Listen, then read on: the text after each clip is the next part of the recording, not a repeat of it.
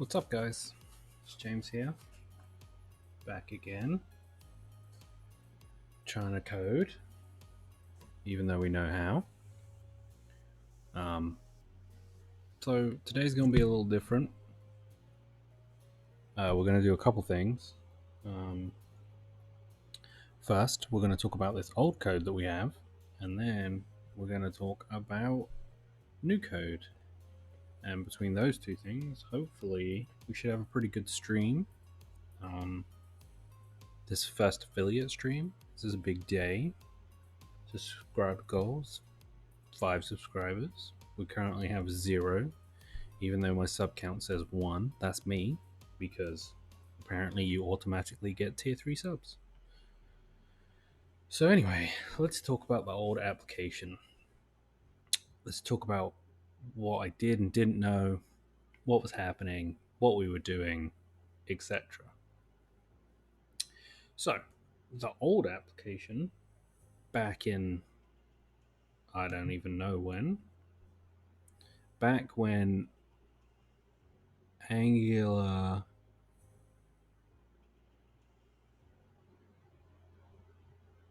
what did I do? Okay. Maybe if I look at the main index. I haven't looked at this code in, I want to say 5 years. Let's see. Yeah, so I was using Angular 1.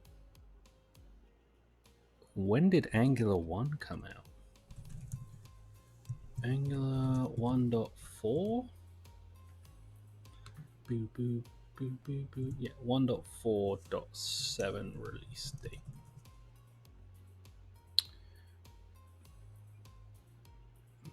2015. Lord have mercy. So in 2015, that was when I last even wrote a line of code. So that's what, 5 years ago? Is Angular 1 still supported? No. Sort of. It's kind of there. So, we're all the way up to like Angular 8 right now. Or Angular 9, I think, is technically coming out right now. But anyway, so I had no idea what I was doing. I'd come out of a back-end environment, like I only wrote back-end. So I was doing things like, this is crazy. This to me is crazy. Man, my camera is all messed up this morning. Let's change that. Let's change that. Let's see, is that better? I don't know. We'll see in a second, I suppose.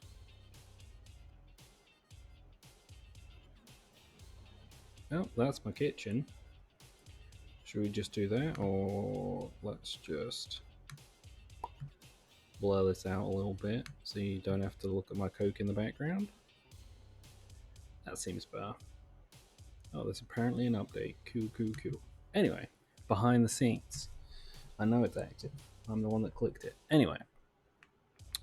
So I was writing things like, hey, like this is how you totally import scripts, right? Right? This is how you import like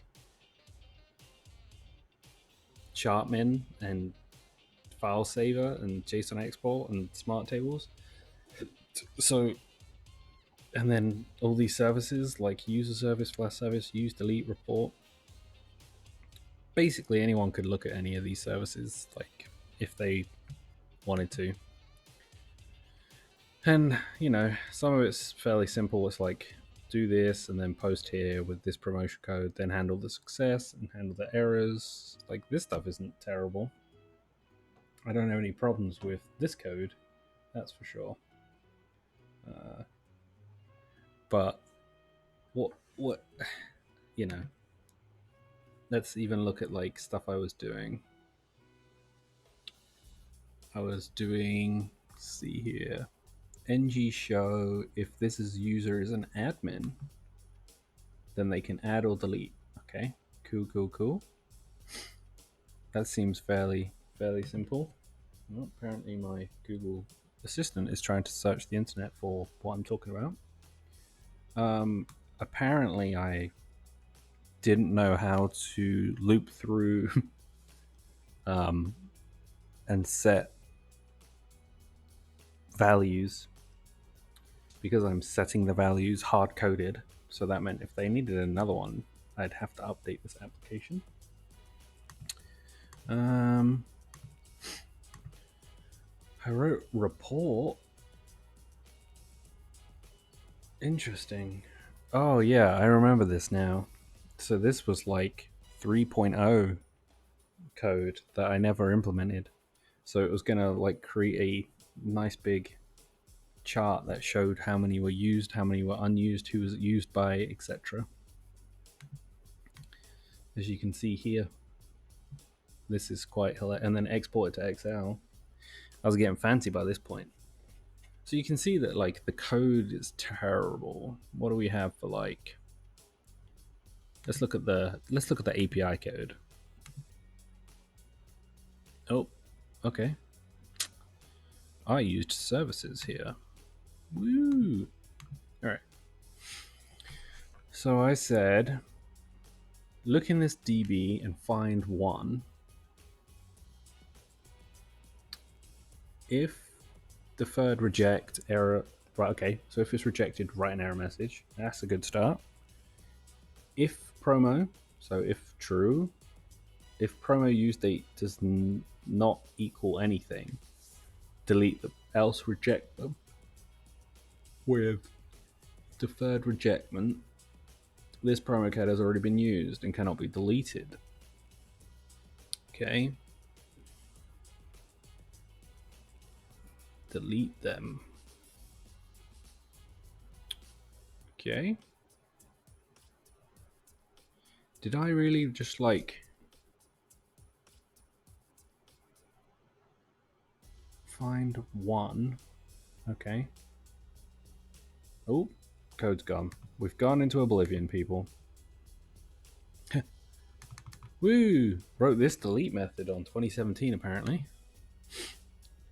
So what about this stuff? This is get all of them, and oh my god.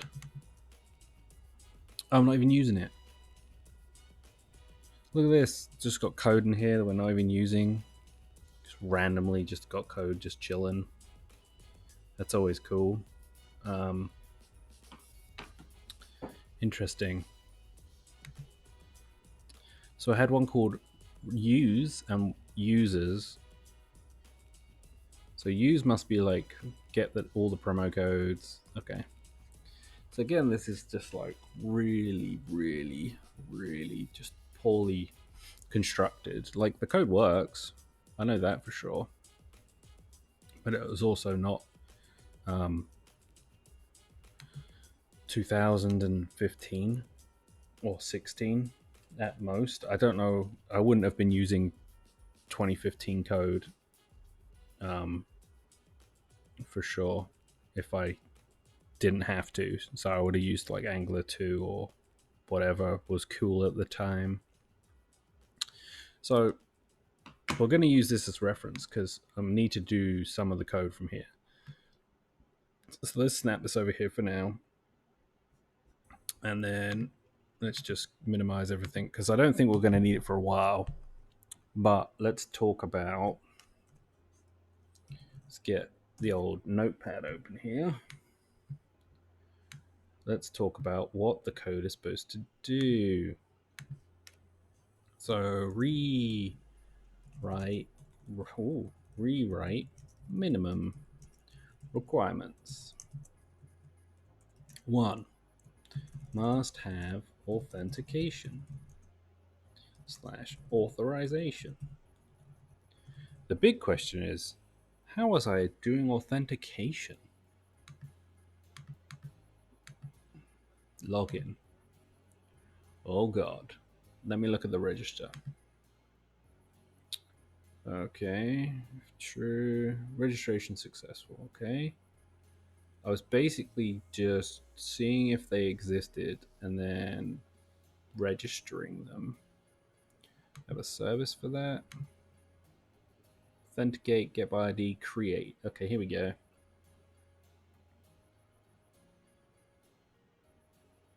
Create user. omit the password, do some hash on the password, and then insert into the database. Okay. So, like, didn't understand authentication, authorization, or anything else. Cool. All right. So let's say auth 0, I guess we'll probably use. 2. Must have the ability to use a promotion. 3 must have the ability to delete / add if an admin. Reporting. Analytics.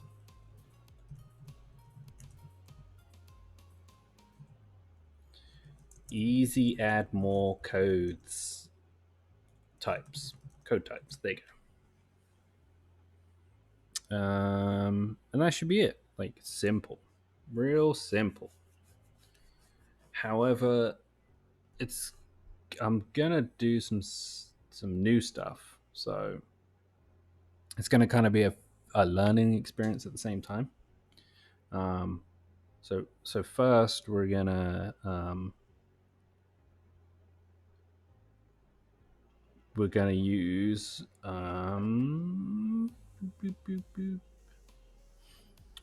we're gonna use Vue. Vue is going to be what we're going to use, at least for the front end. Then you say, well, yeah, that's great. So what about the back end? So we're going to just use Node and Express. We're just going to keep it simple, because why not? And then on top of that, we're going to do some use of auth 0, because I've never used auth 0 before. I always avoid it. So that'll be interesting.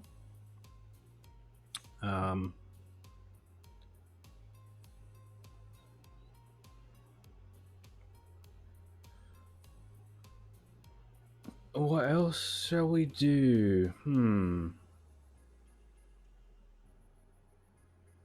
All right. Let's see here. Maybe we should do. Okay. So list of tools / frameworks. So we're going to use Vue for sure. 2, we're going to use Node and Express. 3, Mongo? Question mark. Firestore? Question mark. And then finally, what about CSS frameworks for Vue? So let's do a little research here. So what is Vue CSS frameworks? Let's see what we have. The top 5 CSS frameworks. Let's see what they have. Bootstrap. Nope. Not the best breakpoint screen widths. Yeah, no shit. I do like material design. That's always nice to have. So maybe material design is a choice. Based on Flexbox. Vue CLI 3 support, annoying syntax, and a lot of nesting. Tailwind?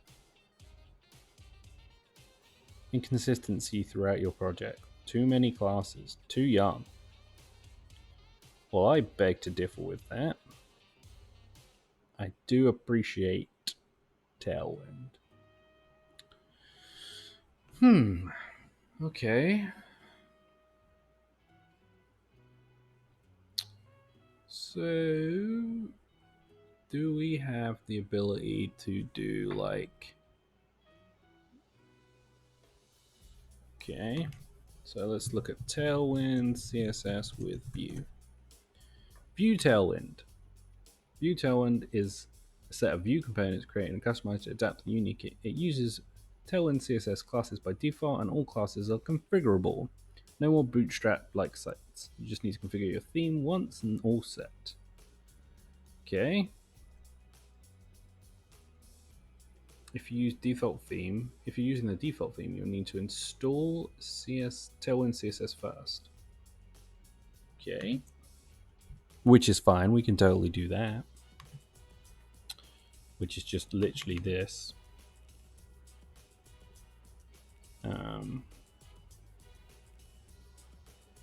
Okay. Styles into your CSS. That seems fairly simple. Oh, you can make all sorts of crazy themes. All right. But maybe I don't want to do that. Maybe I just want to use the default theme for the beginning, and then when we get down in the weeds, we can do something else. Okay. Cool. Oh, well, hold on. All right. Well, we'll consider that. All right. So we'll just tentatively write Tailwind CSS here.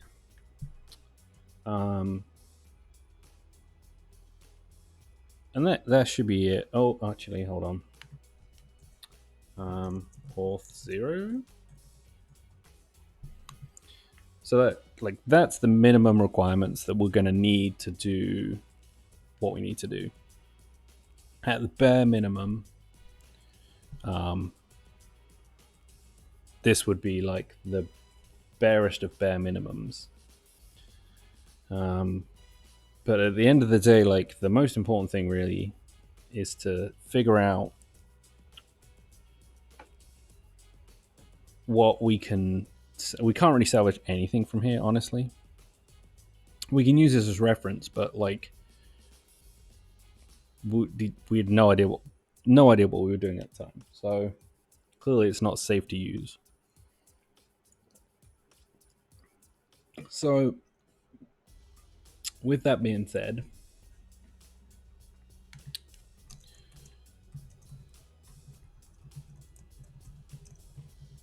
we'll just write that down. Just want to make sure I understand before I start writing analytic code. I actually meant like analytics for the usage. So that's everything that we need to do at minimum a rewrite of this. So with that being said, let's look at new code. Woo, we got some new code. All right. So the new code basically is it's not really anything. What I did was I took you heard analytics. That would be correct. But not the analytics that you're thinking of. I'm not even sure what that was. Anyway, so at the end of the day, like what we're talking about here is I wrote the minimalist amount of code this morning prior to this stream to just take away some of the annoyance. So if we run this task right now and we run dev, and I'll explain the code after we run it so that you can see what it's doing and then where we're at. So loading very slowly. There we go. So if we go to localhost 3000, like it's literally just the that stayed interesting. It's literally just the view start page for view 3. And just to give you an idea, like this, like my access token was successfully validated. Let me show you the login screen. So the login is currently using auth 0, so because I knew this is what I wanted to use because it's so easy to implement, except for when you don't remember your username or your password. How can that be the wrong password? It's the only password I've ever typed in here. Well, maybe there's a password problem. But anyway, why not make my own? Because I made my own for the original, and the original, I'll quickly give you a brief 2 seconds overview. This is the old code from like 2015. I wrote my own API and controller service with authorization and logins, JWTs, JWK authorization, all that kind of stuff. But at the end of the day, like, it was just wasted time. Like, I wrote it, but like the scale is so small that Auth0 makes more sense. When I wrote the original code, I was like, oh, this could be used by multiple people, blah blah blah. So I actually wrote a framework for that here, which is just like a node boilerplate that does send grid accounts, Mongo, app links. You can do auth, email, forgot password, all that kind of stuff. But one, I want to test out how Auth0 works and how simple it is. And then two, like, I already did this way back when I originally wrote this, and then I've updated it quite a few times. So, like, I could write my own, but that seems like a waste of energy when the reason I'm rewriting it is because the original auth, which is not this, is just terrible. So back to what this code is right now. Let's see here. The code is fairly simple. So like I said, it's just the original code. This was to make sure that like I could actually make. Well, that's true. Let's just install you. Somewhere in here is usually yep. So this just was like a test to make sure that I could test the bearer token. And then we've just got some server code that literally does that. It literally checks the JWT, says, hey, like, if I go to this auth config domain and I'm allowed to do 5 requests a minute, because if I'm doing 5 requests a minute with the amount of people using this thing, we have an issue. Like, somebody is trying to get in. And then we got cache. We're doing rate limit. It's R256. And then it's just on 3001. We're doing this, which is npm run all, which basically means I can run my front end and the back end at the same time when in dev. And that's about it. We've got AuthGuard already set up that says, like, if we're not logged in, just redirect them back. And I think that's it right now, because I didn't do a lot. This literally took me maybe 20 minutes. When using the history-based router for view. And that's about it. So on this sheet, we've basically done this part, but with slight, variants. Like, right now, I have to look more into if Auth0 does some stuff that I wanted to do outside of regular, just this is the quickest way to do sign up and logins and registrations.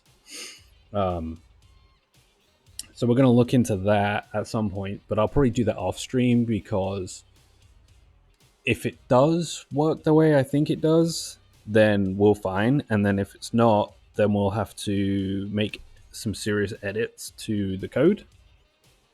So that will probably be something I do off stream. And then in tomorrow's stream, we can just handle that if that's the case. Like, if what I think Auth0 can do from what I read, then we should be fine and we won't have to worry about it. But essentially, it's just me making sure that, like, I can put some heavy restrictions. And from what I remember, Auth0 does that. So that part is done.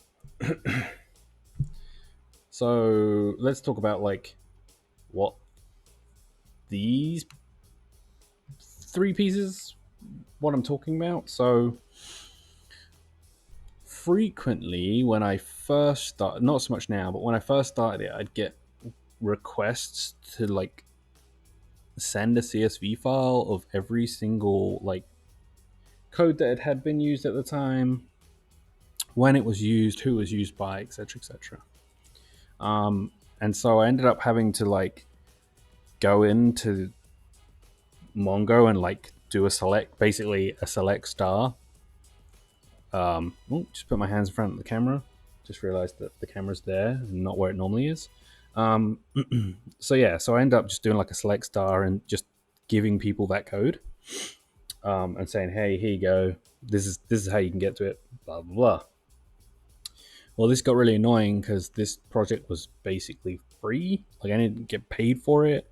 I didn't get like any kickbacks from anybody. I just wrote it because I was asked to. Um, so at the time, I was like, "This is annoying. I have a full-time job that's like building out giant Java classes. Why would I want to do this?" So this went on for a while, and then I was like, "Okay, I'm just going to write that code in the old app," and I just never did it.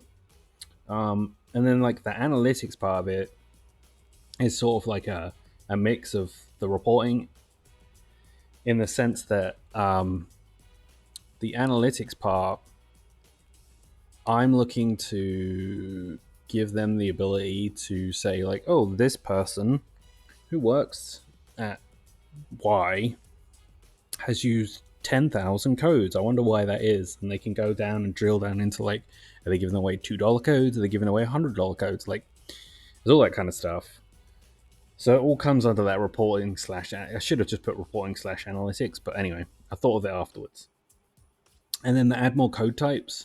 I think I still have the old code. So because this code is freaking old and I didn't understand Angular back in 2015, I literally wrote, I don't even know where this code is because it's so poorly written. Yeah, all right, here you go. I literally hard coded the values for an option. So, like, if they needed another one, like if they were like, oh, I need a new promotion code, can I do something else? And I was like, yes. And I would have to go into the code, make the edit, and then save it, and it would just appear. Appreciate it. Codium is freaking sweet. So yeah, that's kind of why I need this to be part of the admin screens, right? They can add their own, or they can delete their own. There, and there. Good English. So that's kind of where I'm at with that. So that's kind of those three pieces. And then finally, like these pieces are fairly simple. Like occasionally the person who would enter them, I'd made this manual enter screen.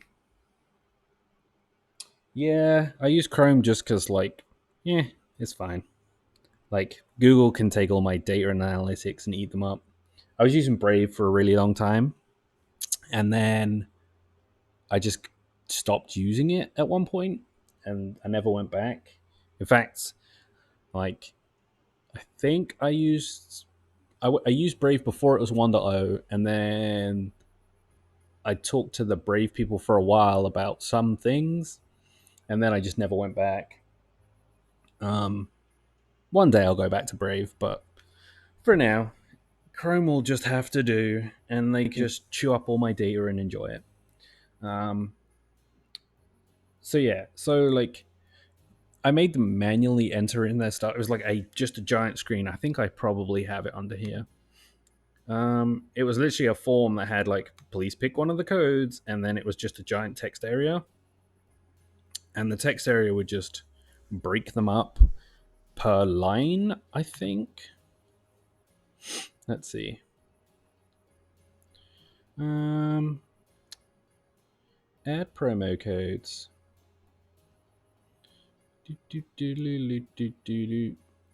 Yeah, so I remember this being a pain in the ass when I wrote it because it was terrible.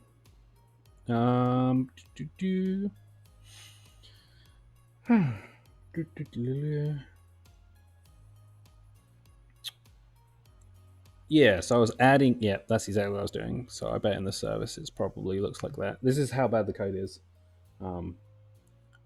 That I can't even remember how I wrote half of them. Yeah, so I loop through and add them one at a time. Okay, exactly what I thought. So anyway, so I was making them like do something like this, right? So it would be promo code 1, promo code 2, and like they'd have to have like a carriage return, which is just stupid. And Brave is great, by the way. No disagreements. Definitely no disagreements. I think Brave is great. I think when I rebuilt this laptop, I just never went like I installed Chrome and then was like I should install Brave and then forgot. But anyway, so I do this and then this, and they just have to go. So they would copy and paste them out of a giant file that they created, and it just sucked. Like it took forever to explain how to use it, and then it just sucked. So I ended up like dealing with a lot of incorrectly entered data. Um, you haven't even unpinned the store icon yet. Nope. Um, so between that and then the delete function, like worked really good, in the sense that it deleted the.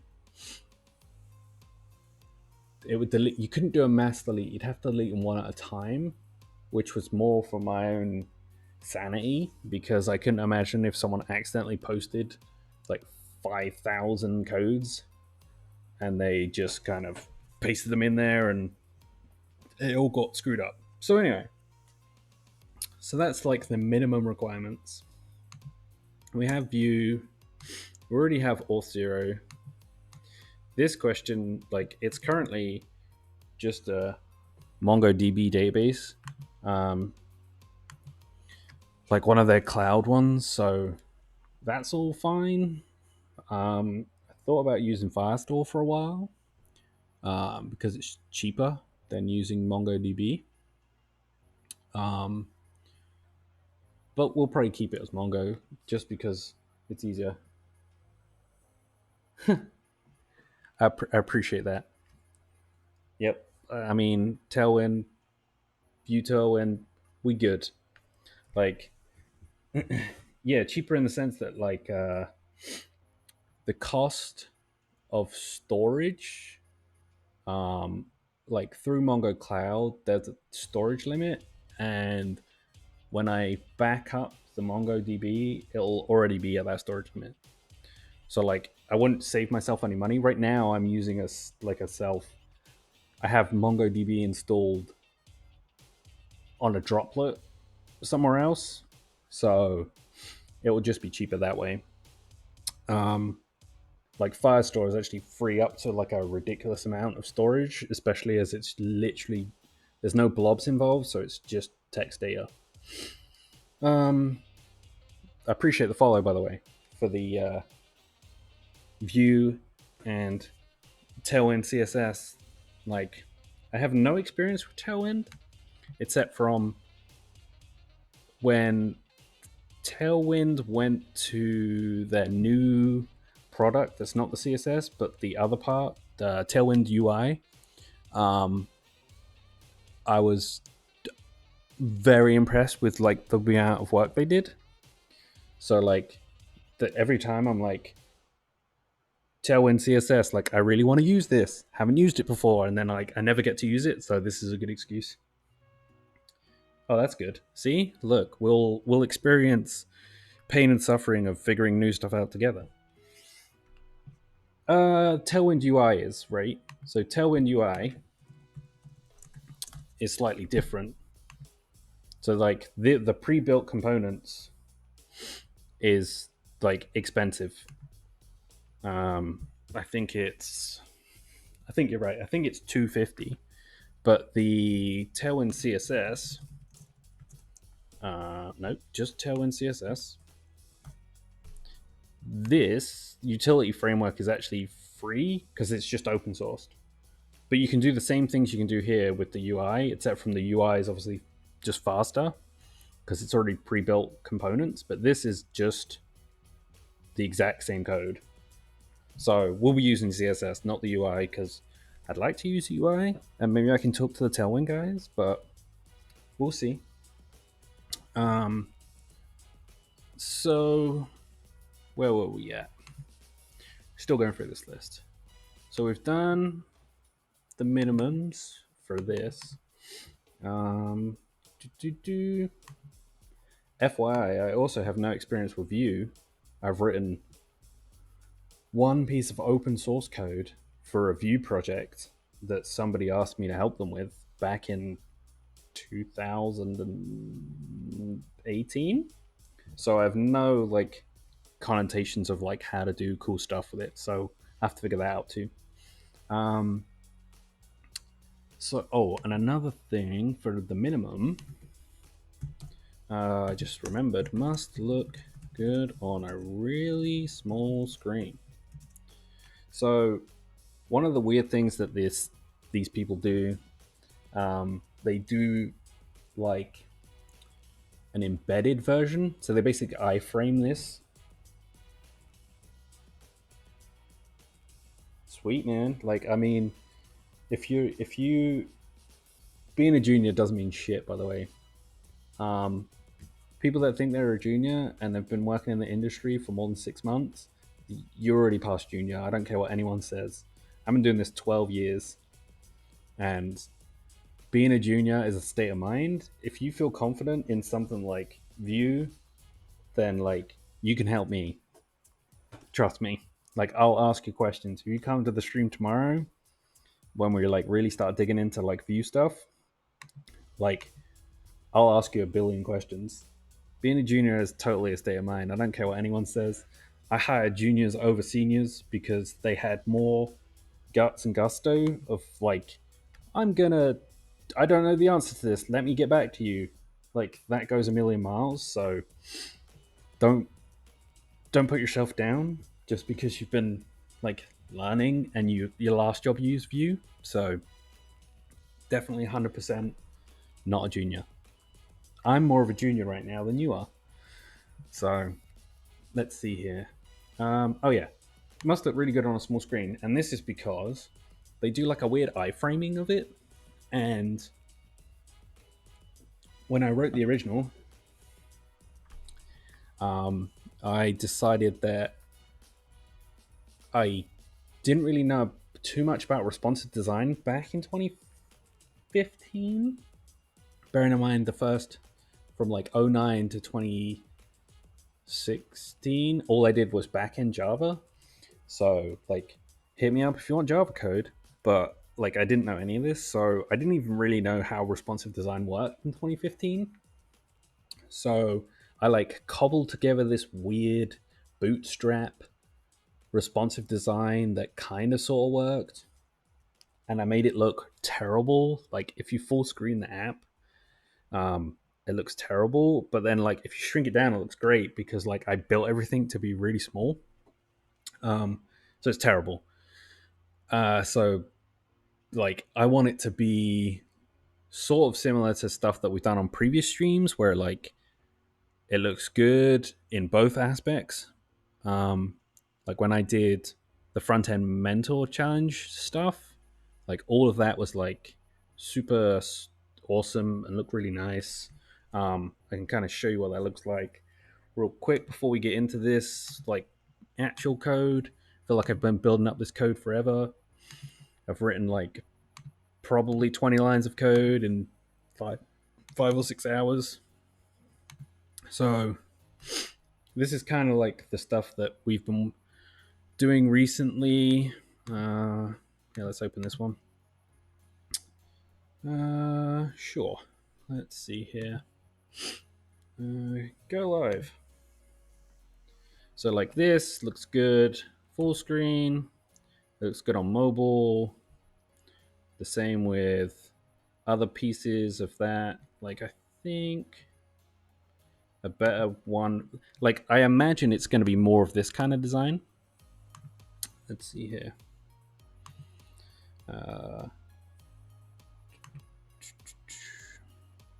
Like I imagine not quite this, but like I imagine that we'll use Flex to do this kind of stuff, where we'll stack stuff on top of each other, because stacking like each one and having like a better UI that works better. Because right now it's like the way that they get a promotion code from it is they literally click the button and then they like click the button to use, and then they go to the drop down and then they select the one they want, and it automatically copies to their clipboard, and then it says like you've used this coupon code, and then it removes it from, like, it sets it in the database as used, which is like the whole UI is terrible.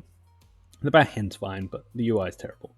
So anyway, so we want to like make sure that the people that are using it, like if it had like sort of the similar thing I built here where the card looks like this and they can select it, or they select this one or select this one, and that's the actual type of coupon. Or we could do sort of groupings, but I haven't really thought too much into the rewrite, because I knew this stream was probably going to be less about writing code and more about like imagining how it's going to progress and like what technology stack we're going to use and why we're going to use it, like talking through that stuff. UI is your specialty. Well, maybe we can talk about it. UI is not my specialty. I'm pretty sure I've said that like 100 times. Man, that Coke box in the background of my camera is just flipping out. Let's just tilt this way. Maybe that'll fix it.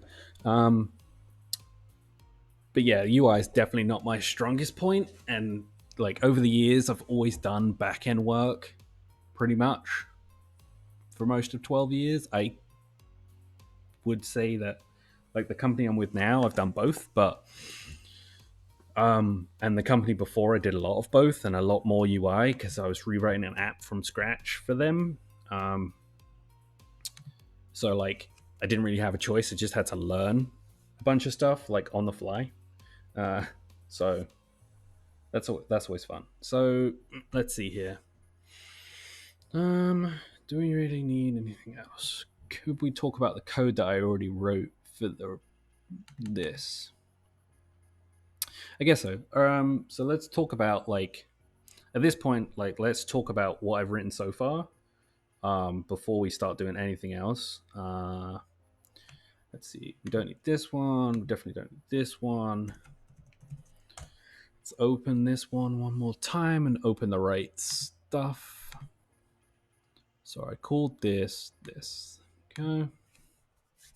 All right, so let's full screen this bad boy and let's talk about what we've written so far, why it's written this way, and then we can go from there. So let's start with server code because that's going to be really quick.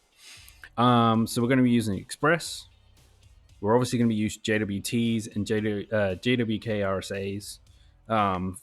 That does all the bearer token stuff. So if you're unfamiliar with like how bearer tokens works, basically this is a way to put your API behind some sort of login and authorization. When you log in or you register and then log in, you get a token, and that token can expire. Right now I have it set to cache true, which means that it will cache some of the keys and stuff. Essentially, this is just how you secure an API.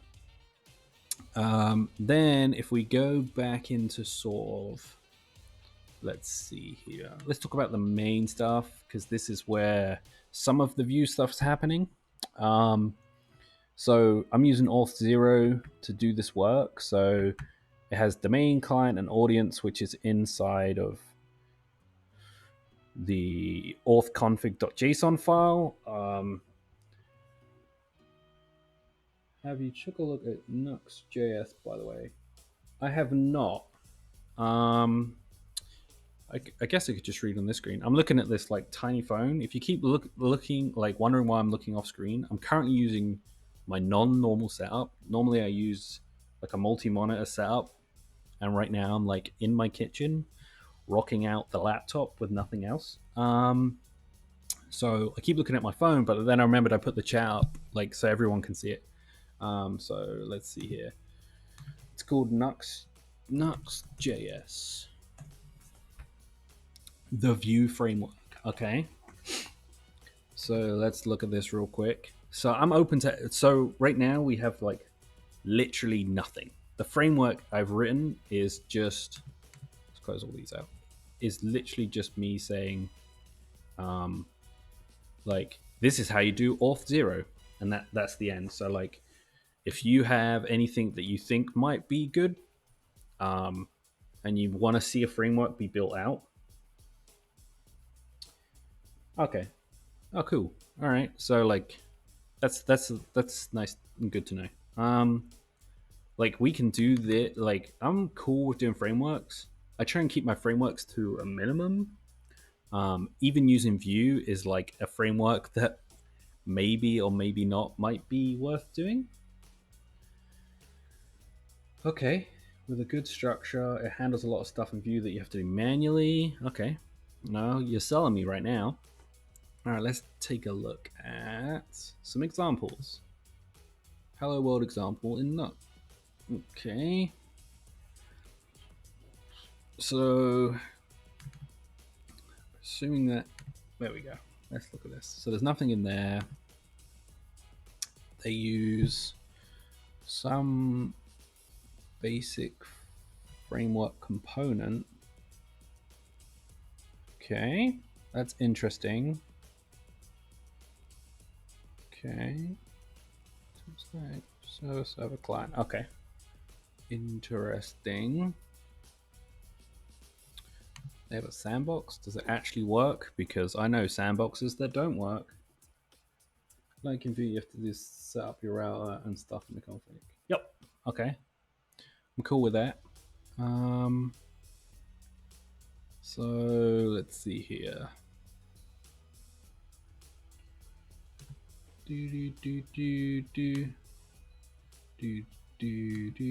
Okay.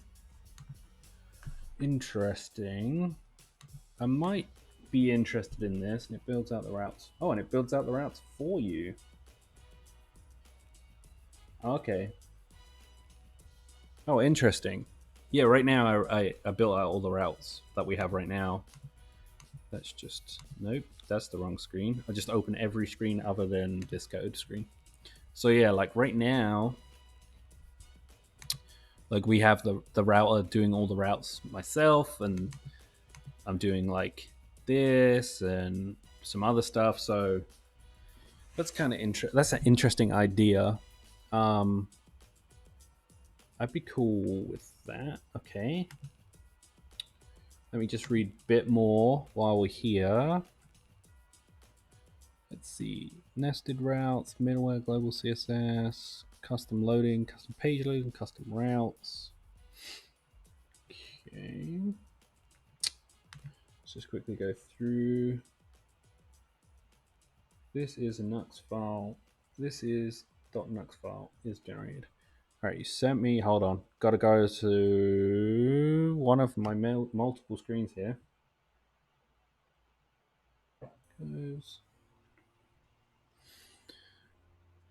Maybe. Are you gonna do anything, phone, or open in browser? Maybe that'll fix that problem. Oh, okay. Cool. Oh, okay. Interesting. And then the pages are just done normally.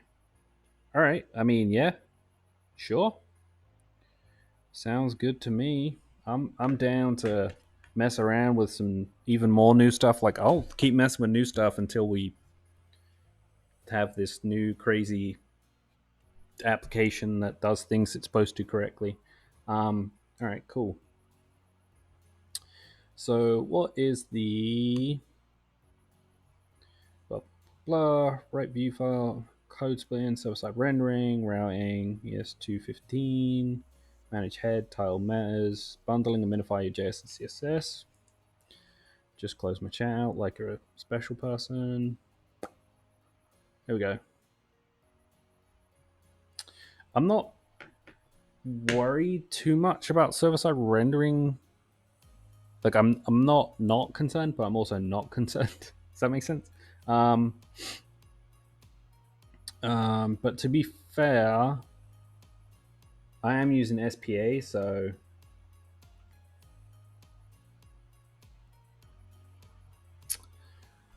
I am using SPA for this because it's literally just a login screen, and then the rest is done on one page. So like, and I'm using this probably already. No server-side rendering, only client-side navigation. Oh, okay. All right, hold on. So that's the API mode property. Oh, then that's fine. We can do that. You can ignore that comment.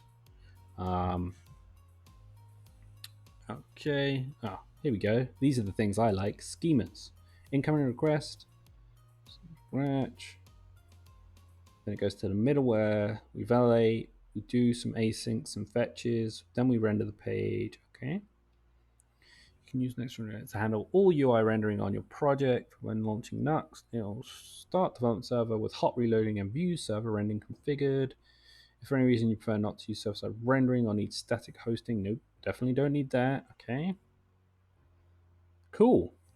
I mean, this seems like a easy way to just do everything that I want to do without having to spend so much time.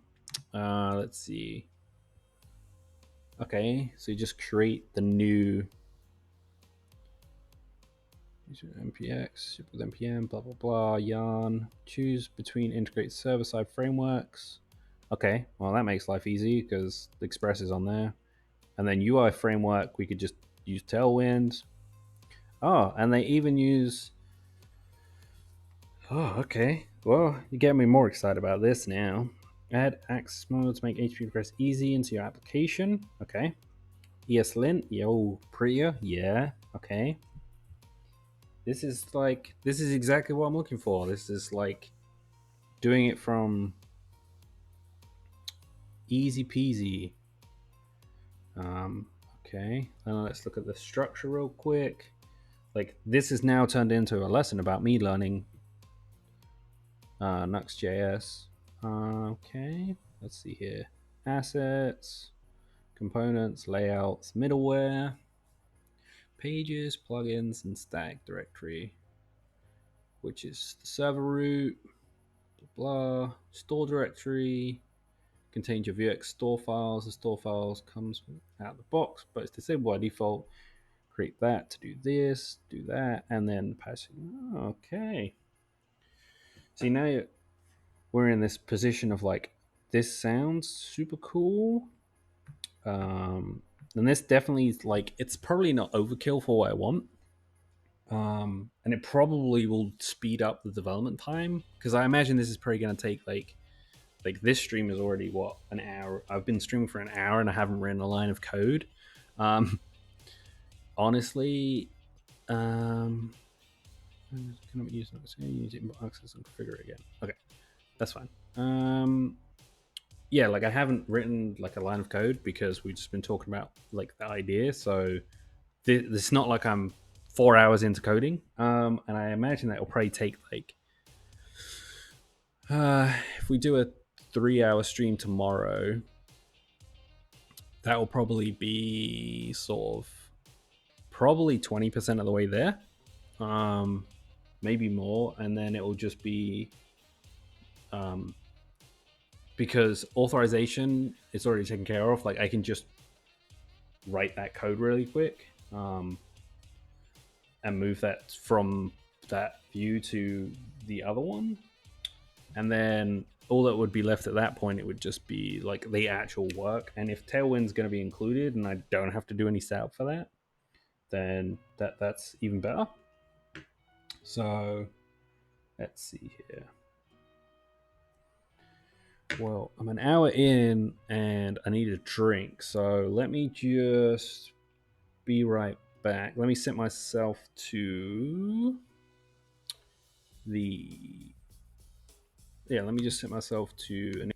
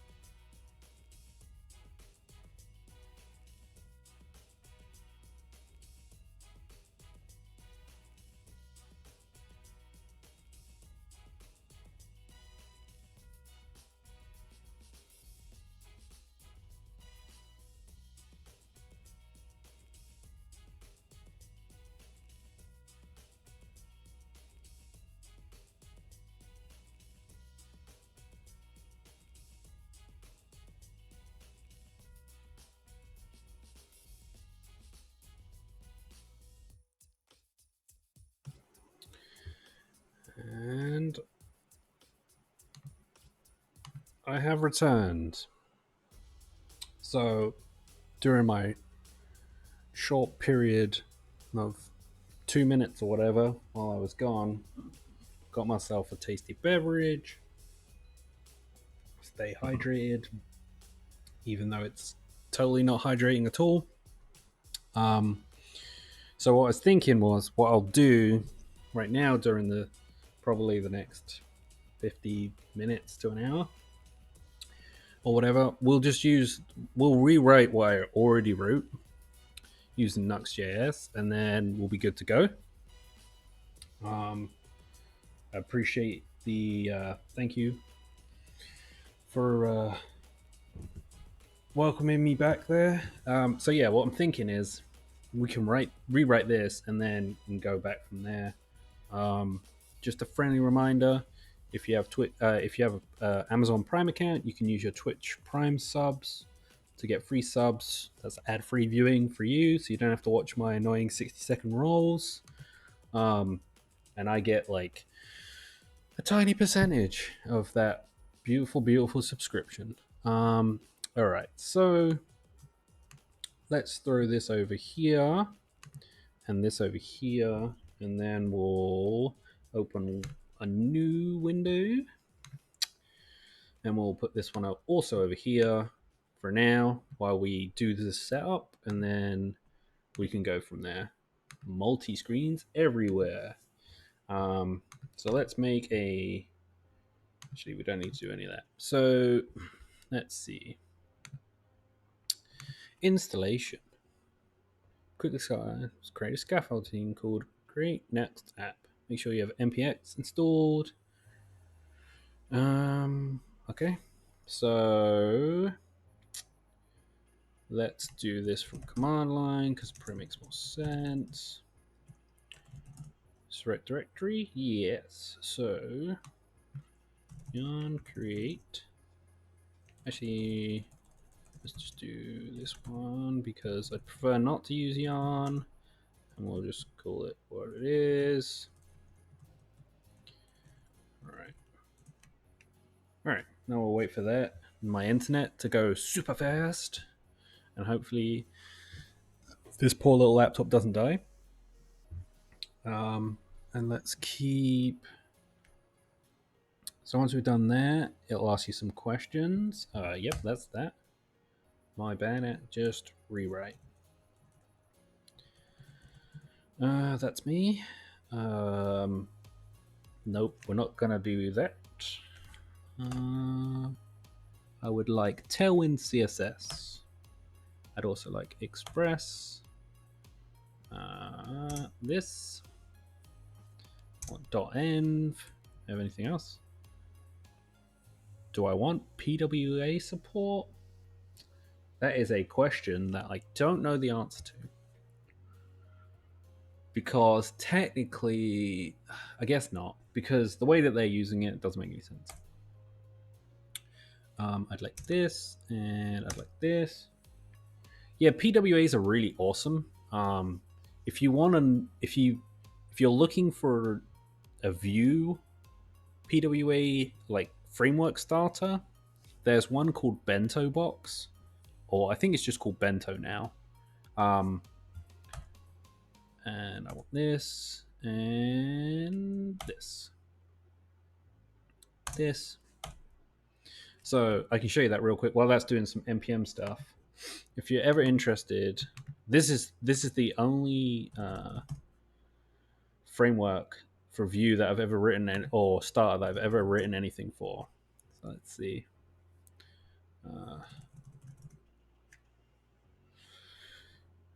Here we go. So PWA stuff is pretty awesome. So like you can just do like if you go here, this is just a basic like framework for it, and you can just install it right to your like, and then that's it. Like it's installed now. So like when you look at your like if you went to your Android phone or whatever, you could click the link and it would just bring you to this like app that's essentially just it's just wrapped in like a web framework. But yeah, so that's called Bento Starter, and it's pretty awesome. Okay, so if I go here, then I can just do npm run dev.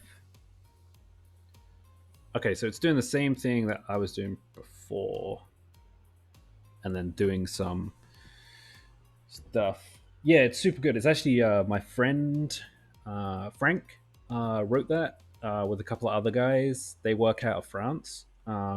Super nice guy, and like if you have any problems with it, let me know.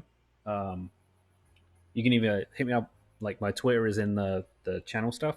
Let me know, and I can reach out to him and try and help you figure out what the problem is. But it's super nice, and it uses Firestore right out of the box, so it already has authentication and authorization. All right, cool. Coolio. That was easy. Did it. All right.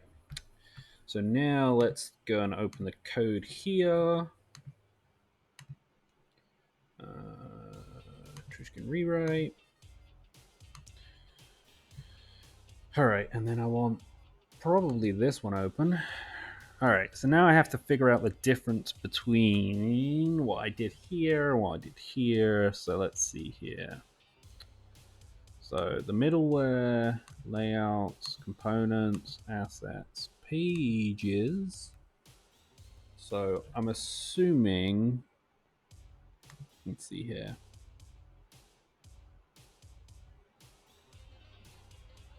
So I'm assuming, without reading the documentation, and I already have an expert in the chat, I'm assuming that pages is what the old views page was, which is where all the route work was done originally. Oh, see, I knew I was doing it right. And then like, okay, so that part's easy. And then it has a server which just has this in it right now.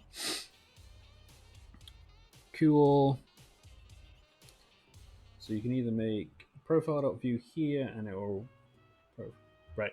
Yep, that's what I thought. Like, I assumed that like this would basically translate this page. All right, cool. So that's good to know. Okay. Some people prefer to do profile/index view, so everything is actually an index view. Oh, okay. So you're talking about doing like folder structure based um, indexes. So something similar to like this would be profile, and then we do like this, and then like inside of here we would do all the work. Also, maybe we'll automatically get the route param ID. Oh, okay, interesting. That's some interesting. Let me just delete this for now. Okay, so I got to do some stuff here before. So let's do server stuff because that is simple. So this is the start functionality, and then I need to do some. Let's read my package JSON here because I know I'm gonna need some stuff. So there. npm install jwk rsa.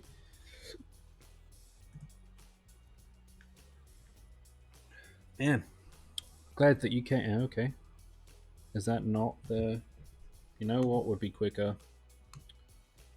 Let's see.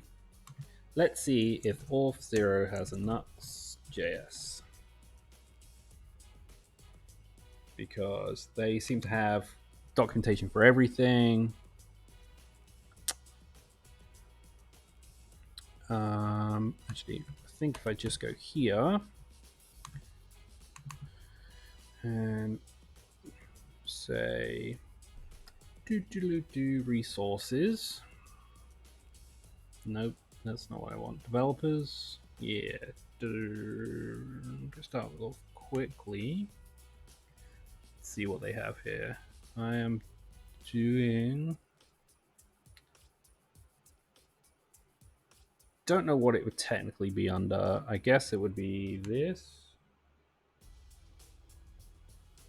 A bunch of emails just came through.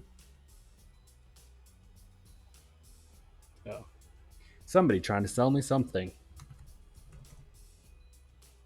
All right. So maybe if I just do.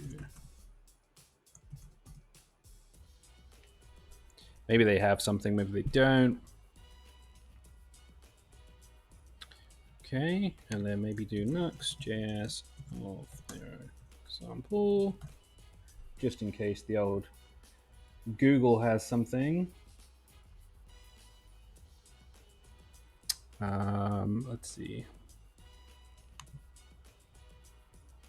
Somebody does have one.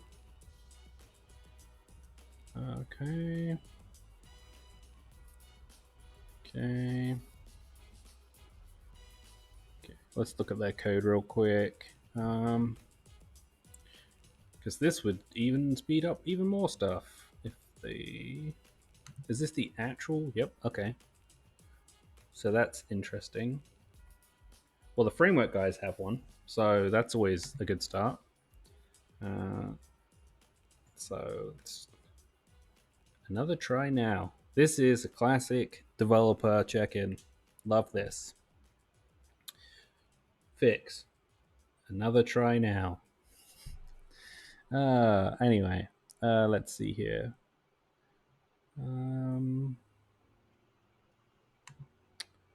So secrecy, super secret divs. Let's just look at what they're doing here. Don't want that. I actually want. Somebody has an issue somewhere. Cannot open more than 2-3 chat browsers in dev mode. That sounds like a personal problem. Auth Nuxtjs providers auth 0. Yep. Yeah, that's exactly. I think I'm looking at their example of auth 0.html. Yeah, I think I'm a live demo is available. All right, let's look at the demo real quick. This seems well, sign in. Yeah, so this is essentially the same thing that I was doing before. Okay. And then I'm assuming when they have a sign in, something new shows up here. So that would be really easy.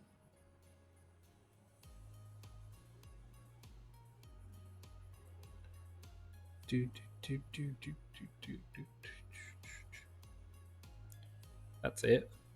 That's the whole provider. It's great as a service platform for free. Blah, blah, blah. Users will be redirected. This provider is based on the OAuth 2 scheme and supports all scheme options. Okay. So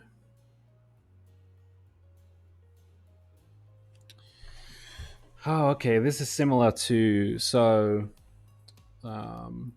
talking to frameworks. There's a framework out there for Angular that does like dashboard stuff, and this is fairly similar. Like doing this kind of stuff. So okay. So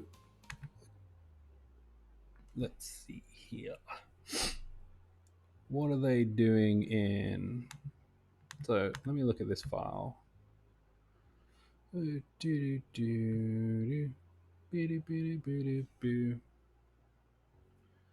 Okay, so let's look at.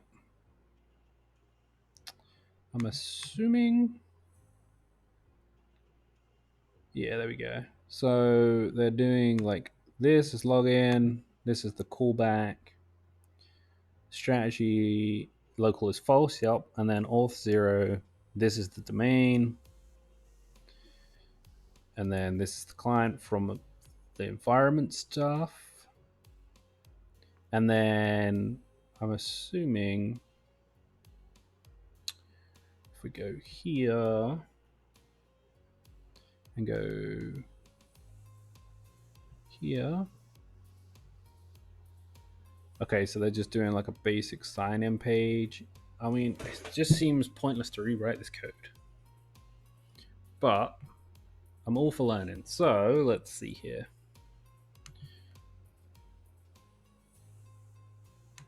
Before we go any further, chunk this over here and say that in here we can do field modules, CSS loading, link, header, universal. Right, so I need to do an auth strategy. So we'll do it here. Yep, totally inside of the. Just get rid of that. Problem solved. All right, there we go. So auth. Let's just compare code real quick. Is it done? Okay. So we'll even keep like the redirects the same because like the redirect I'm currently using, it just redirects back to the same page. So like using what they have here is probably fine. So we set a redirect. Okay. The login goes here. So this would be when false. Okay. And then after successful login, they would go here. Okay. I'm okay with that right now. But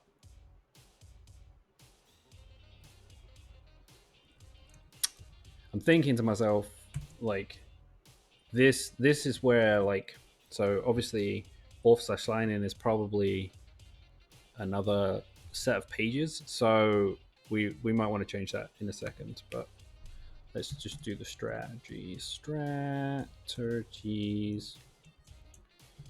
Do you have? I guess. Yeah. So this stops username and password login, and then this is the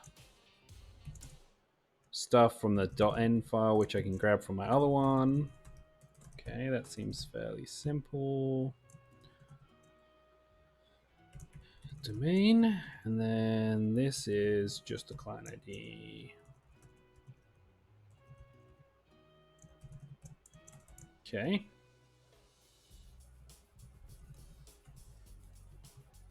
That seems fairly simple. So I can understand the strategy behind this, and then we're gonna need this module, which I'm assuming is not in here right now, and it goes in the modules.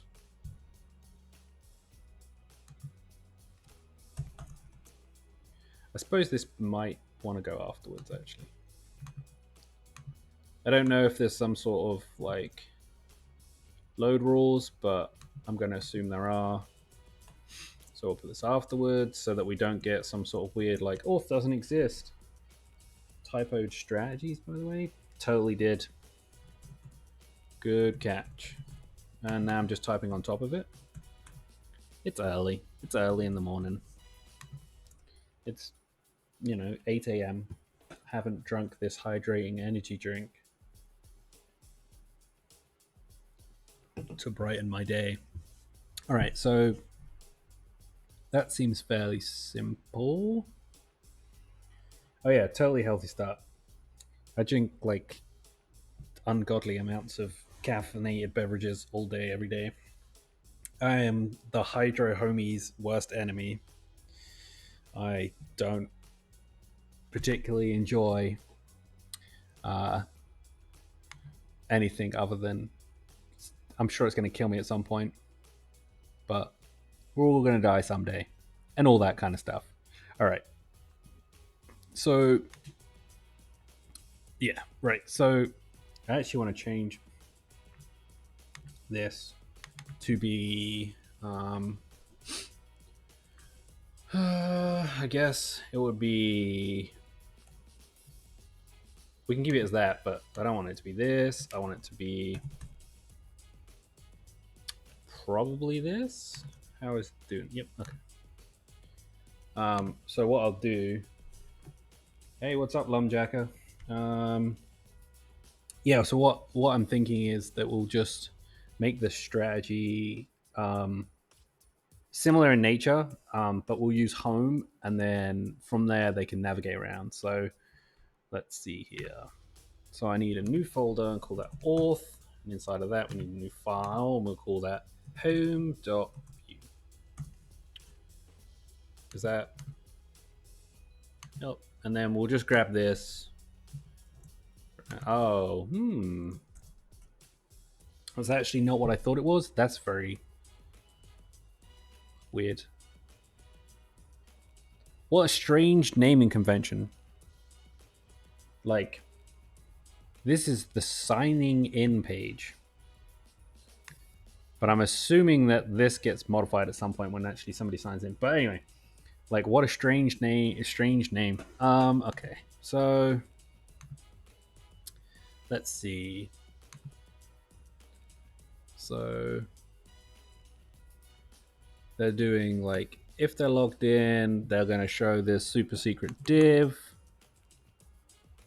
Man, auth strategy, so different. Just for comparison, like this auth strategy rate, so like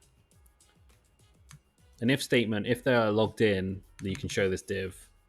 And then like if they're logged in, you can say like, hello, whoever's logged in, blah, blah, blah. If they're logged in, now that you're authenticated, maybe you should try our next secret, blah, blah, blah. All that kind of stuff, right? So look at this, and then look at this strategy for... So like this old code from way back when, let's see here.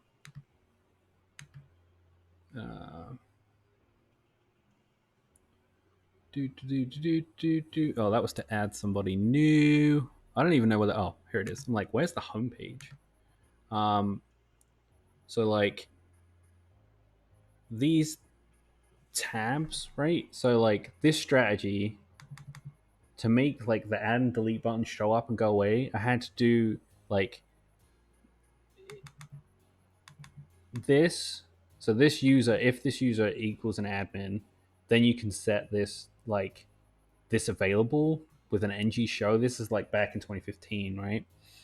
And like this just was a pain in the ass. And like looking at this, like this, are they logged in or not? Like, ugh. Hi. Anyway, so let's see here. This is go back to pages, and then I'm just gonna recreate the same page, and then like we can remove everything that we don't want um, for for the actual application that we're gonna write. So let's see here, because this will give me like familiarity around how component based stuff like that works. Like, how do you do that kind of stuff? Yeah, I get quite a bulky view usually. Um, it's usually not too bad. I never complain. Okay, so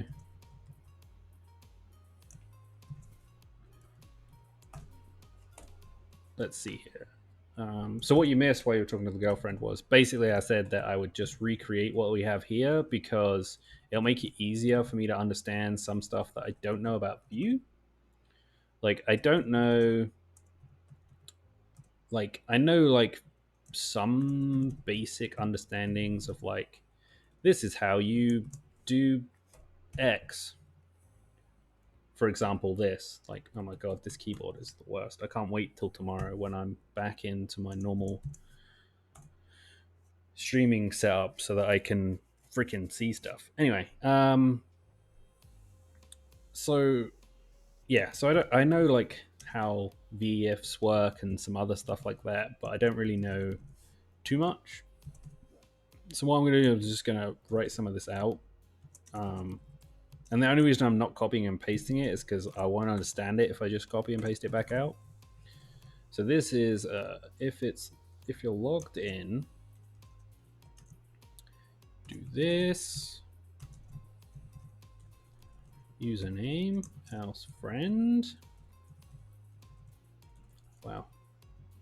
Seriously? So I have this like 60% keyboard that I normally use. And it's like just not used to writing on a regular keyboard all the time. All right. And then do some P's here, and we'll just not write out what that is, but we'll just write this is to test some nuts with auth 0. And then if you are logged in, wow, professional skills, auth logged in.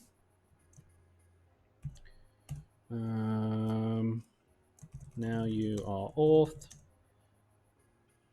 Oh, okay, that's cool. Check out this. Interesting. I like that. Okay. So I really appreciate this. Like, I didn't close that p tag at all. I really appreciate this. Chill out. What did I do here? Let me just, for a second, before I go insane. There we go.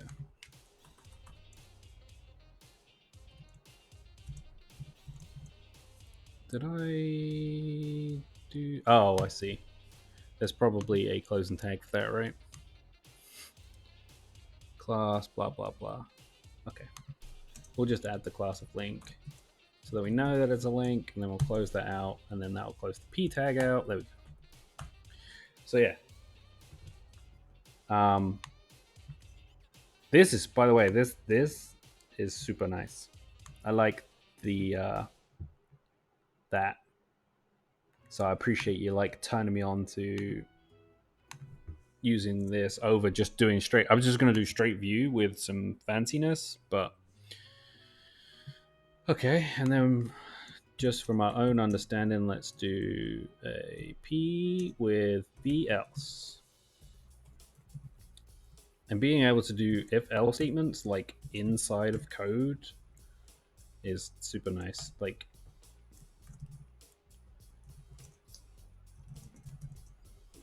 try this, and then a at click equals $auth login. So this, like this part is certainly similar in aspect of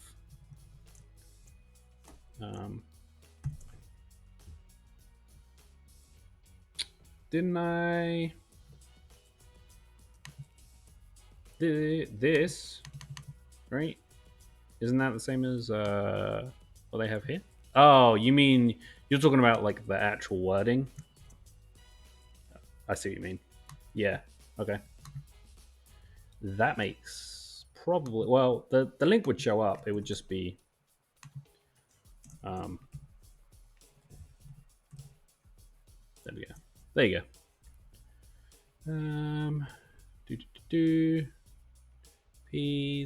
P's and Q's. I just have a single div there, and then I need another div here. And cool. All right. So this has, all right, so, oh, that's cool. All right. I appreciate VS Code's ability to do stuff like that. I don't think I have this yet, but we'll just import it, and then we'll deal with the actual usage afterwards. Yeah. Man, I can't wait to get into components. That's going to be fun. I have so much, like, so many ideas. Scooped. And we'll just put the content on there for now. I'll probably do some off-stream cleanup to just take care of like things that we don't need. Like, I'm writing this out because obviously I need to familiarize myself with two things at the same time. So, all right. And then, yo, yes. Yes, we will do some of that. I tell you that for sure. Like, for now, we're just going to keep it like super simple, and then we'll come back and make changes. But Tailwind is 100% like, I'm super excited to do some more Tailwind stuff. All right, and then I need to go to components for this. This is a super secret div. I'm not even going to type that out, so we'll just grab this. So now I'm kind of getting an understanding of like what each thing does. Super secret div dot view. Okay. Cool. Super secret div. Super secret div. This readme can get out of here. Like components. That's a new thing that I've never really done. Like, components didn't exist the last time I wrote like a full application. And I'm a big believer in like no frameworks. So come at me with your views and your view everything else. Okay, so that took care of that.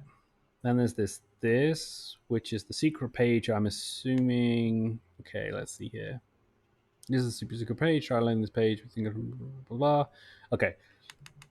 So this is where that middleware comes in, and it says just return the auth user, and then there's some basic styling. So I don't even need to write that one out because that's just basic code.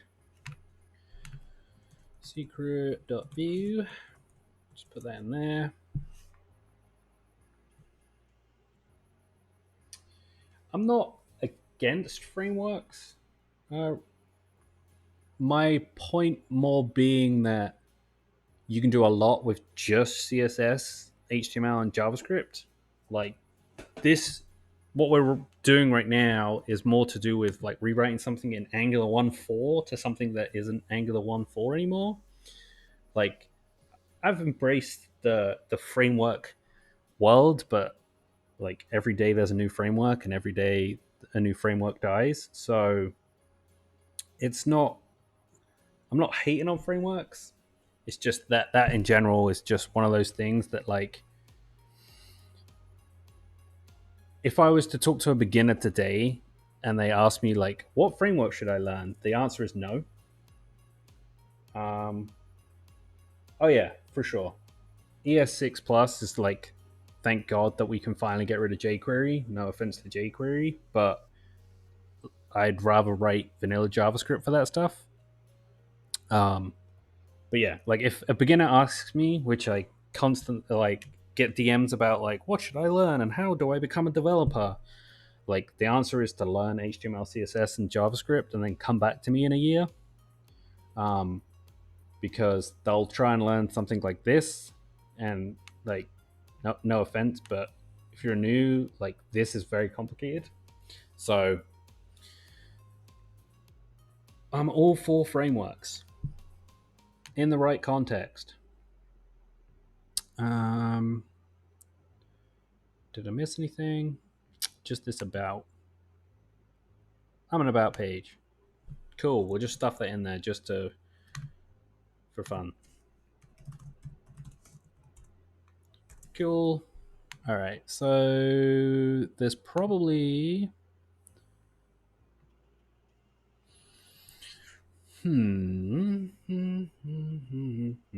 Cool. Glad we agree. Cool.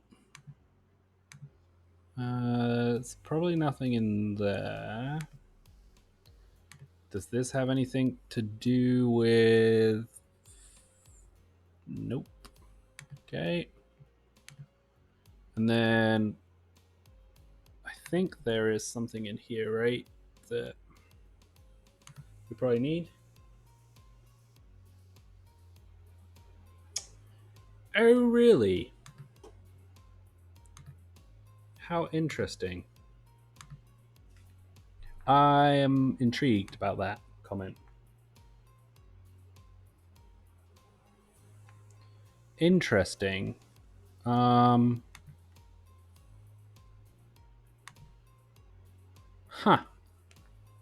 Okay. What's the reason behind that? That's like a really random thing.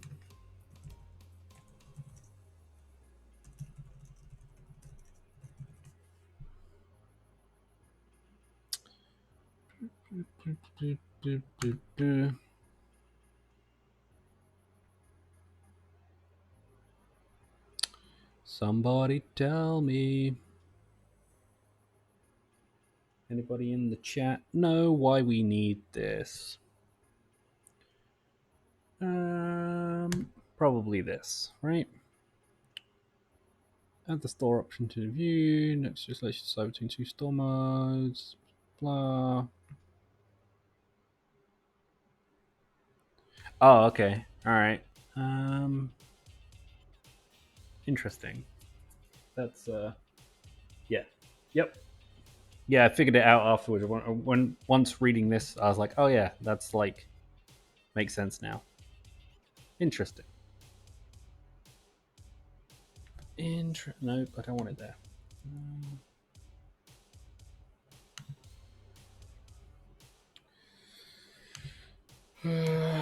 Store does exist. Where? How now?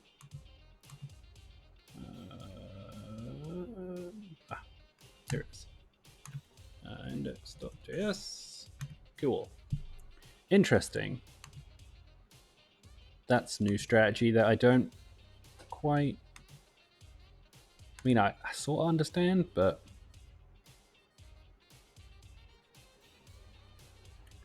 so we don't care about that. All right, let's just do some. Let's see what happens. Let's see if I missed anything. I probably did. Yep. Did I put that dependency in my package? Probably not. Nope. npm install.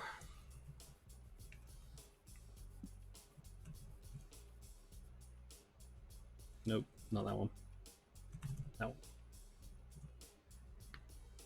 Yeah, I didn't, for sure. I didn't think I had, and then I was like, just try anyway.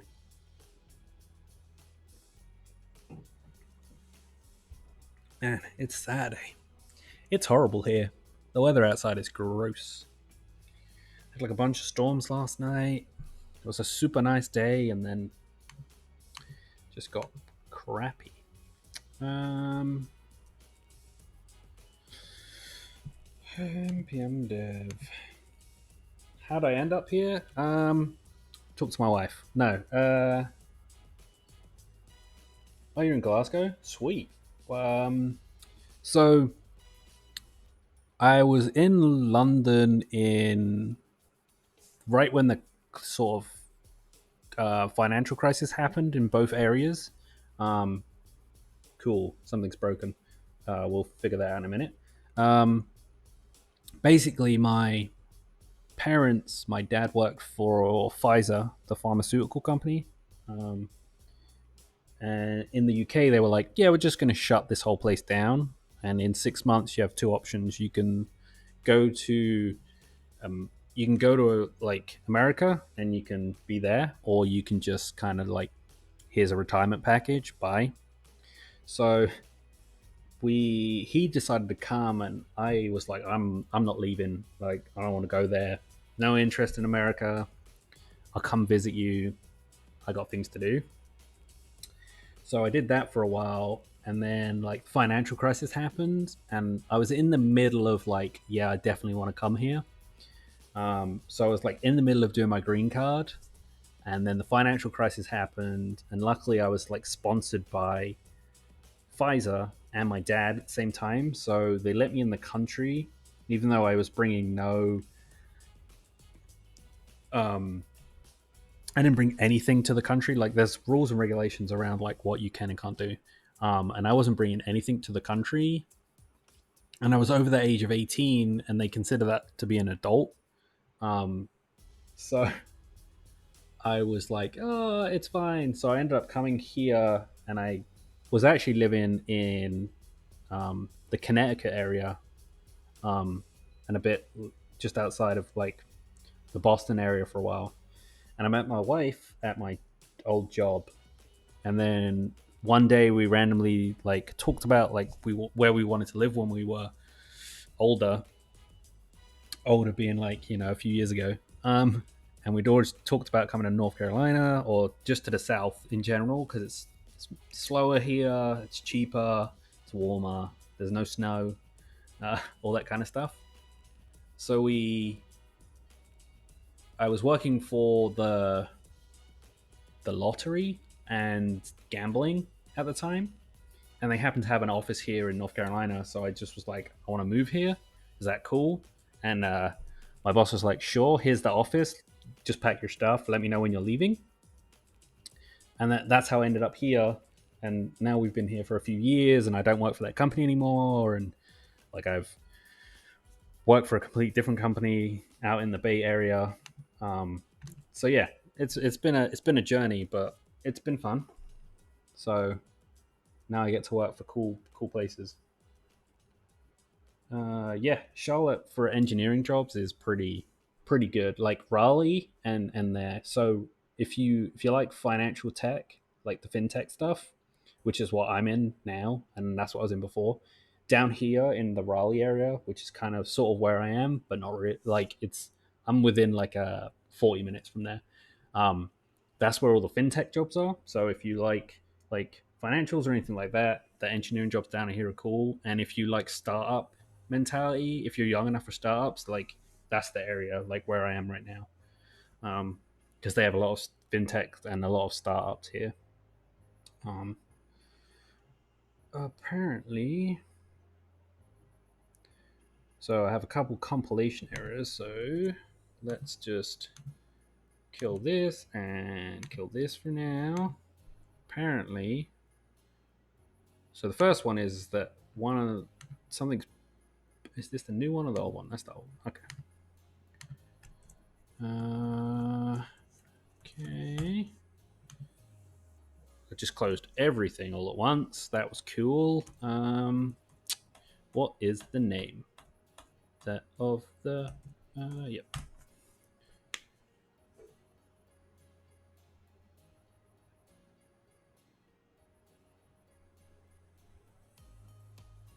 Um, so to answer the question about what age is considered young enough to be a startup, I don't know, like how as young as you feel. Um, like right now, like I am writing my age in the chat because I don't want to announce it to everybody because I'm so old. Hold on, here it comes. I'm so old. Is when I got. Shh! Don't tell anyone. Don't tell anyone. No, my first. There you go. That's when I got my first startup job. So, like any age, I know people that are. I actually, when I started my job at the startup that I work at now, which is technically not a startup anymore because we just got bought by somebody, um, or will be soon. Um, the when I started, there was somebody who had been doing development for 25 years.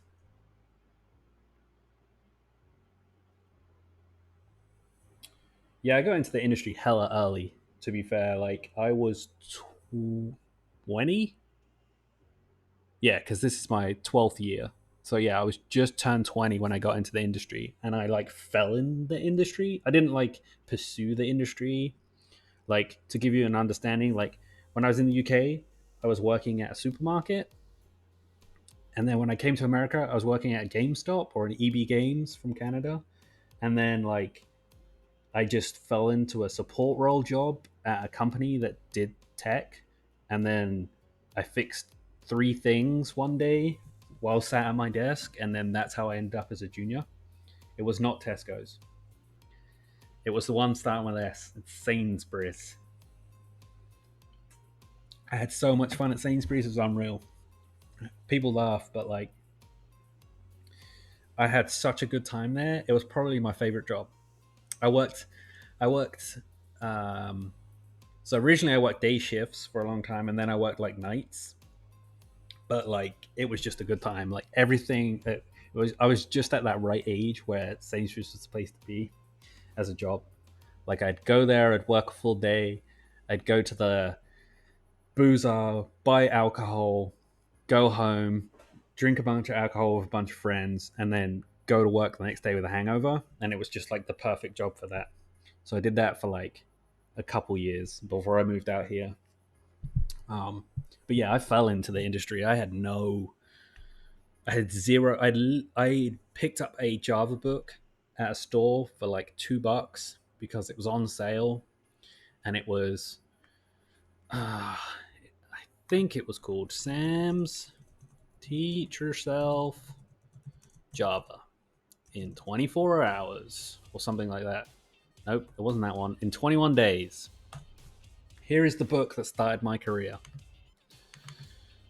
Obviously not in Java 7 because, like, who cares? But yeah, that's what it was. And I used that to.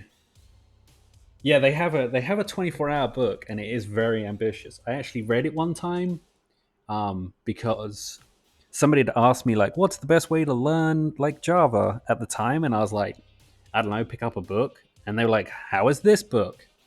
And it was like a 20, yeah, learn Java in 24 hours. It's literally not that at all. It's like we've broken like the basics of Java down into 1 hour segments, and it's like easily like 3 weeks worth of work, but it just happens to be 24 hours of like reading and or something like that. So yeah, it just a load of like how to sell a book kind of stuff. All right, let's see here. So first, let's just run this again, but this time I can actually pay attention. But yeah, so yeah, I fell into the industry. You're never too old to start either. That's the other thing. I get that question a lot. It's like, am I too old to learn to code? And they're like in their 30s. I'm like, dude, like if you start coding now, by the time you're 35, you might be good. Wow, that was a lot of chunking. All right. Oh, Precia's probably complaining about me copying and pasting. Unexpected p tag close error. We can fix that one for sure. Whole time streaming on here using modern ES6, and I was quite impressed. Yeah, man. Like people. So through the industry that I've worked, like seen, and I've seen like a few different types of people. There's the I already know everything. I'm never gonna learn again.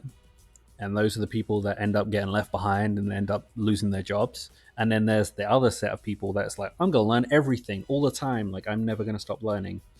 And I see a lot more now of the I'm gonna keep learning strategy. And like I see people not at this job because the job I'm in now it's just a lot of like people from MIT, and then there's just me. Just the guy in the back, like, hi, got a job here. Um, yeah, basically how to burn out in 2 years 101. Yep. Um, yeah, keep up to date on JavaScript. That's about as accurate as it gets. Uh, just just the best way not to get burnout is just to learn Java and be a Java developer because they move at like the pace of a slug and they use stuff forever. Yeah, it's definitely slowed down, but like it's still stupid.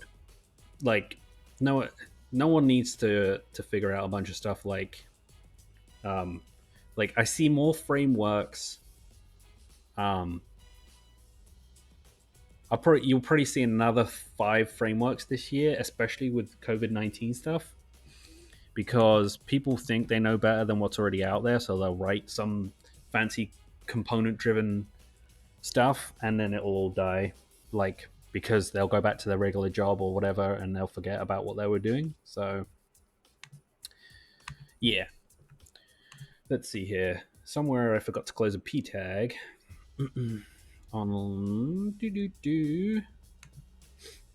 what did I do here? Peas. Super secret page. Boo boo. All right. Passing error. Expected to close into p tag. It happens when the tag has already been closed by another tag. Tag closing everywhere. No, it's definitely not closed. It's definitely not closed there either. Am I going crazy? Did I miss something here? This is possible.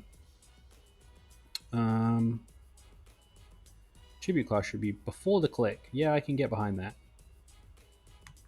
Look, I can get behind some prettier things that, even though, and one warning that's potentially fixed. Okay, so I can ignore that for now. Let's start all the way. Oh my god! All right. Thank you. All right. Your next link isn't closed. Probably that. Oh, does it require like it's not self-closing? It's not self-closing. Did I not? Is it just this? Does that count? No. Hold on. Pulling up the original work here. It really, like, they couldn't self-close tags for links. Come on. It just seems so easy. That that just seems like a dunk. Like, just let me self-close my tags, bro. All right, fine. All right, I'll put it in just because. Do do do. Okay. Does Prettier have the option to fix a bunch of stuff? Yeah, it's like dash dash fix, right? Can I run that from here? If I run linting, does linting run Prettier at the same time? Yeah. Let's see here. I'm assuming that yeah. All right. Cool. Let's see.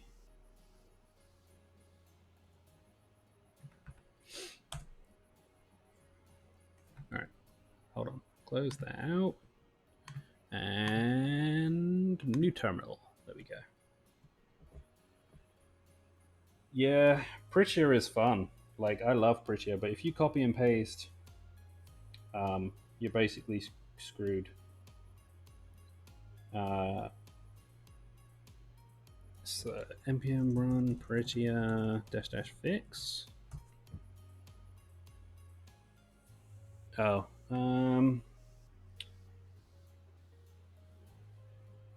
okay. I think I can do, and then I can just run it. I don't think there's a. Oh, nope. I don't want to do that, do I? Yeah, that's what I'm using. Just as a I do.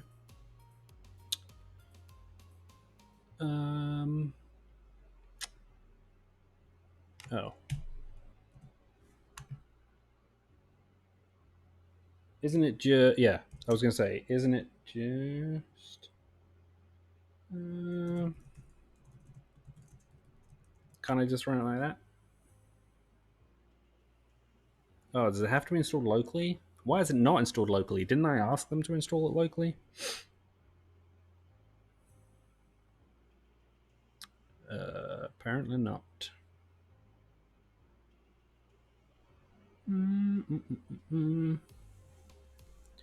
Well, isn't that annoying?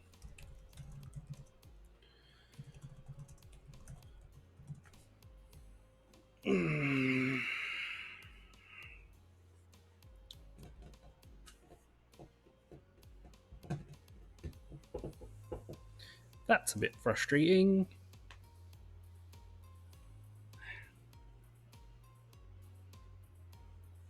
Yeah. Yeah. That's not the best. It's not the best strategy. No, apparently. Oh, hold on. Nope.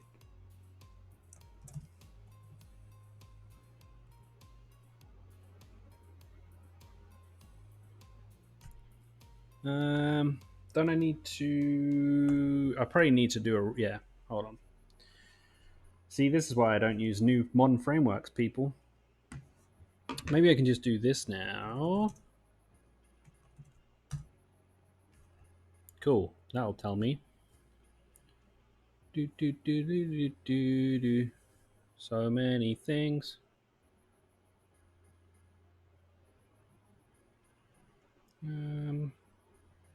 Anybody in the chat know what the quickest way is to get this to work properly? So that I don't have to like start Googling to do the whole path? Or will it be fixed if you... Okay. Let's see here. Run Prettier on all files in a directory. Right.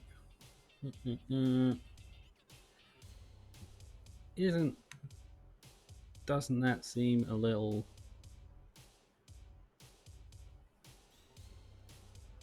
Is that okay? Interesting. To format a file in place, use the dash dash right. You want to consider committing that. Yeah, that seems a little plugin. You can just lint your code and it'll format. Yeah, see, that's what I thought, but apparently not. Because it didn't do that before when I asked it to lint my code. But apparently you can just do...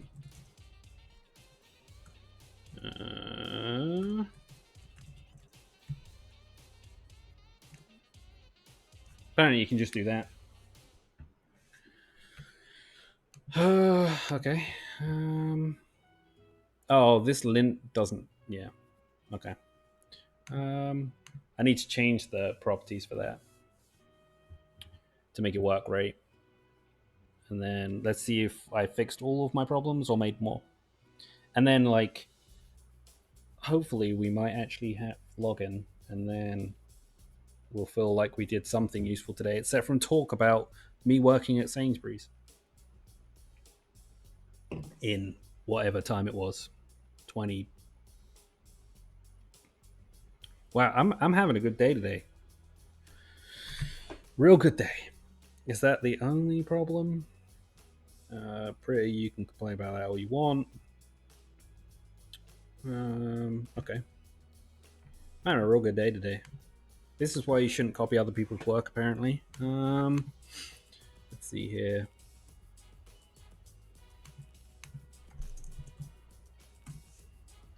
And this should be on the other side. I'm a fool. I'm a fool. What do you complain about in here?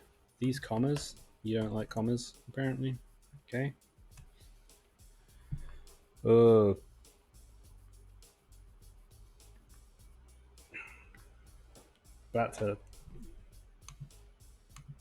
This was supposed to save me time and effort, money.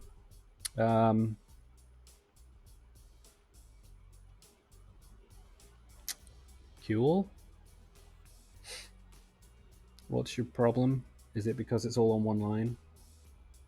Or is it because I have added multiple spaces? Oh, okay. Hold on.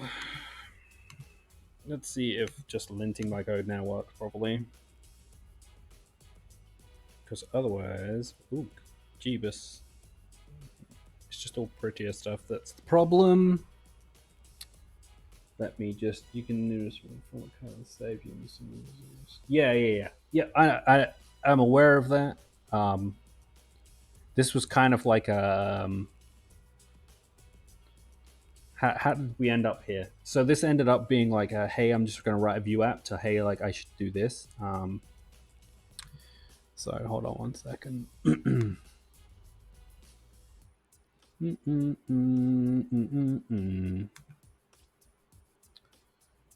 Well, you are doing that, so okay.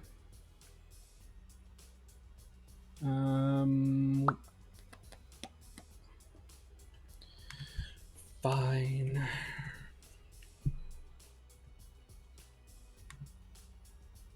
You should already be good to go. Yep. Okay. Let's see here.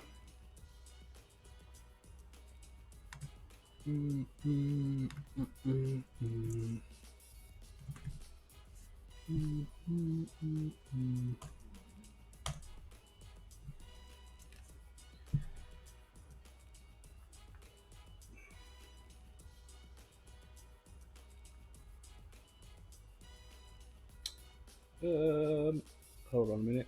1 second. So in the ESLint config, okay. ESLint, where are you?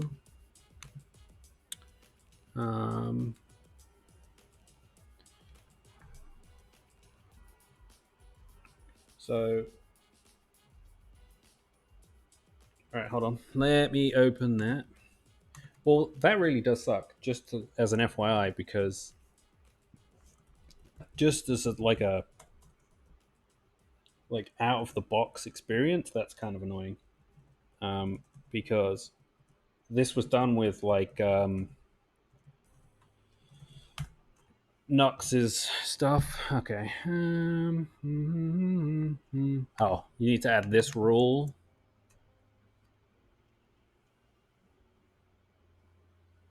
Is that what you? Yo, develop with us. I will check your stuff out in 1 second. I promise. We'll pull it up on the big screen. Everybody can take a look. Um, isn't that a weird? Isn't that weird though? Like, just as a just kill everything. Um, that's a warning. That's fine. Like, so I use the Nuxtjs framework like install. Shouldn't they know what the prettier rules are? Like out of the box, so I don't have to go and dig into documentation, or you dig into documentation for me. That's kind of annoying. Okay, well, whatever. Let's see where we're at here. Um, do. I feel like I've been listening to the same song for like the last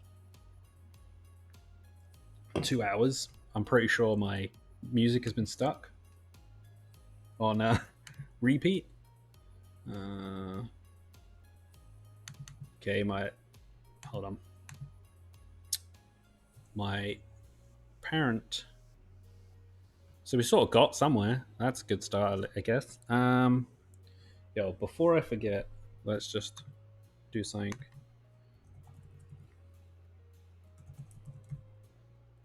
RAQapp.com. Did I spell that right? Oh, this is cool.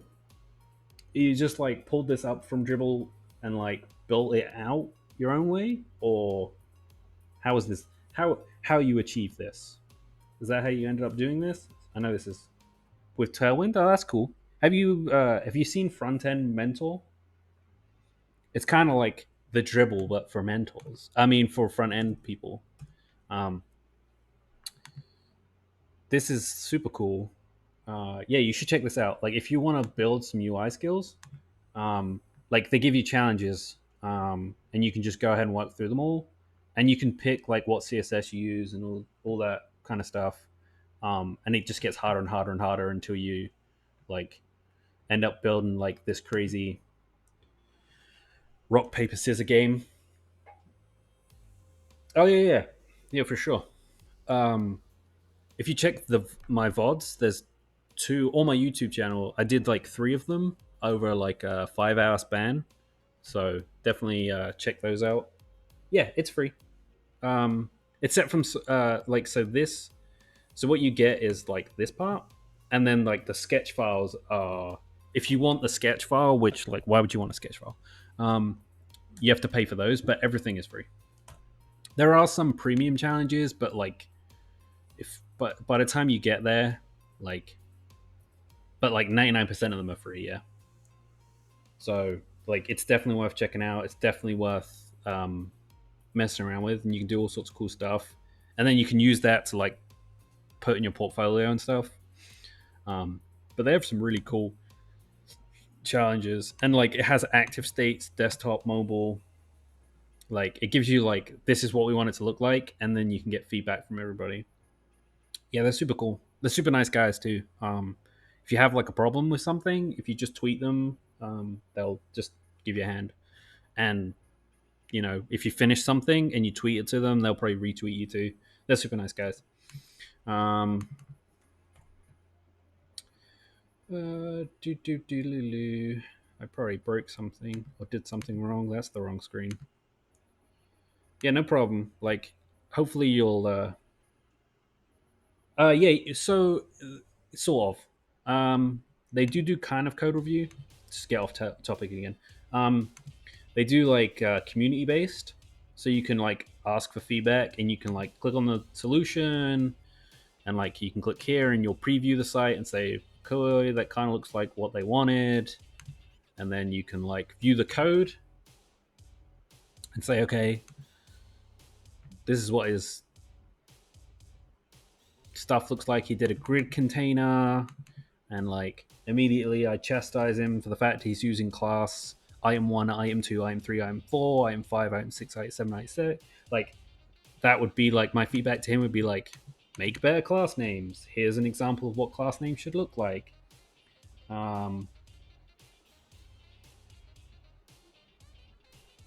Stuff like that. So like, I really just like, I'm impressed with what they did. In general, it's super good.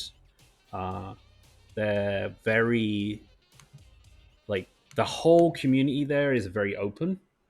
So if you're looking to like get to that next level, this is the way to do it, for sure. And then they, if you just want to have some fun and you don't have anything better to do because you're stuck inside, like, why not just spend some time creating some UI stuff? Um, so this is broken. So this is cool. Never copy and paste, my friends. The page says, you try this. Oh, link.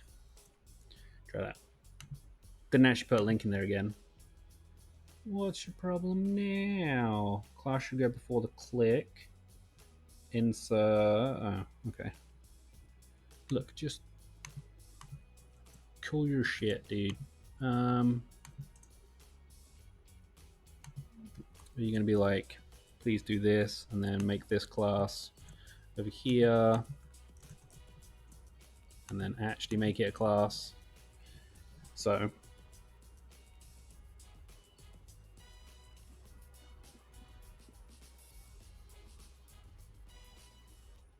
replace with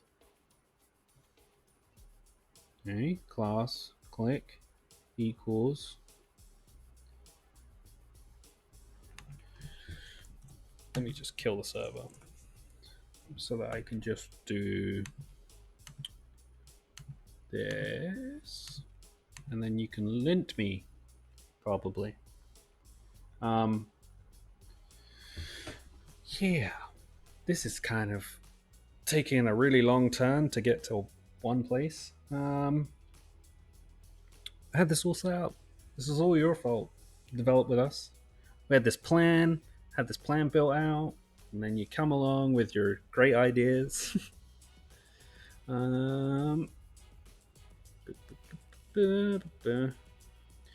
What is it complaining about?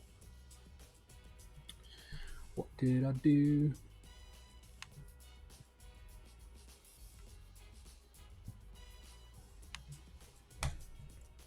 Are you complaining about the fact that there was a space there?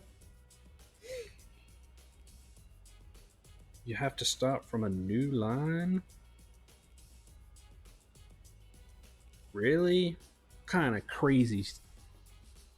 Are they complaining that, like, man, I'm gonna fix these? You wait till I get off stream. I'm gonna fix all these. A tag from a new line. Yep, that's definitely true. You wait till I fix all these stupid rules. 14. That would be at the end here. There's a space. There we go. Makes you a better coder and all that, or something. Just. Oh, okay. Okay, cool. So that does work. I just got to put in my stiffs. Cool. Now we're getting somewhere. I need to do a .env file, and I just need to dump in that non-sensitive stuff into the screen. Where did it go? What did I call them?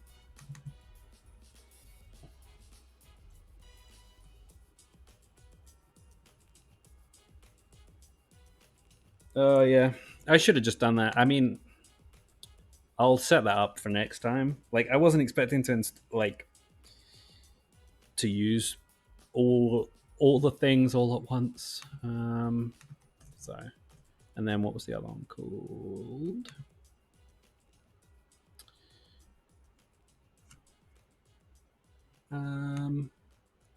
auth client ID. There you go. And put that in here. And let me just go grab those. Not to worry, because they're not anything particularly. Let's just put all of those in there. You can read this. It's not sensitive data, so that's fine. Otherwise, I'd be putting up my sensitive data screen. This is how.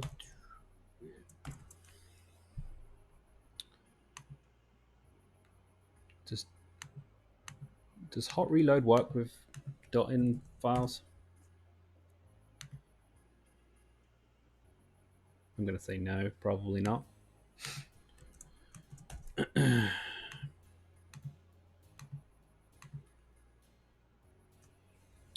It does not.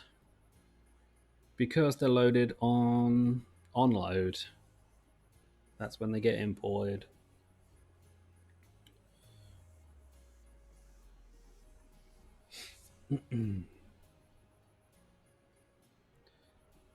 This has been the longest setup stream I've ever done. For real. Alright, hold on. What's happening here? So I think I must have missed something in the strats. Because we're loading in 0, loading these two files. Okay. What does that say? Yes. Let's see if we can figure this out before the end of my stream. Let's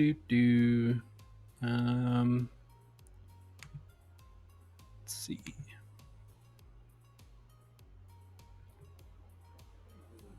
$auth login, which should pass in. All right, let's go back to their example. And maybe I just am a fool, which is possible. So let's see.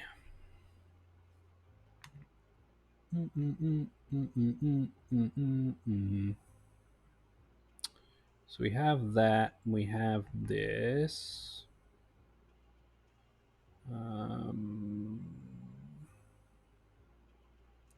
They have a .n example. Oh, is it? Okay.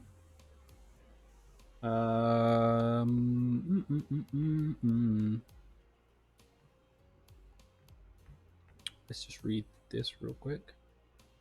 So there's a root file, rename it .m and add your keys. A .n file. Wait, hold on.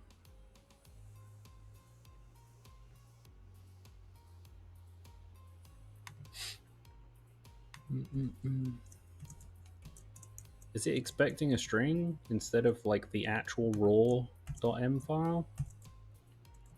Because that shouldn't be the case, right? That would be weird.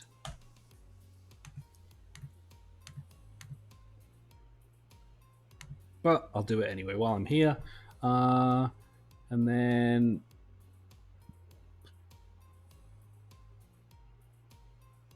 right, that's what I thought. And then I was like, am I crazy? Did I forget how to work .n files? Because that would be weird. So it's undefined. So the URL, oh, okay, hold on. So this should be like whatever the auth strategy is. So, okay. So this domain is not being loaded. So let's look at that.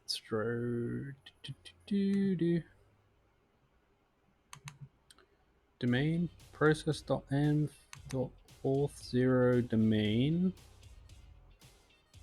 Okay. The callback is auth home. Yep, okay. So let's see here. Don't care about that right now, but we will come back to you.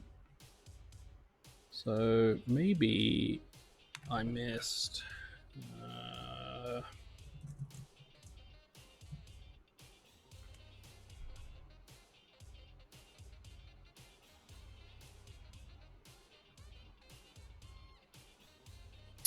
Oh, I may have just forgot to like.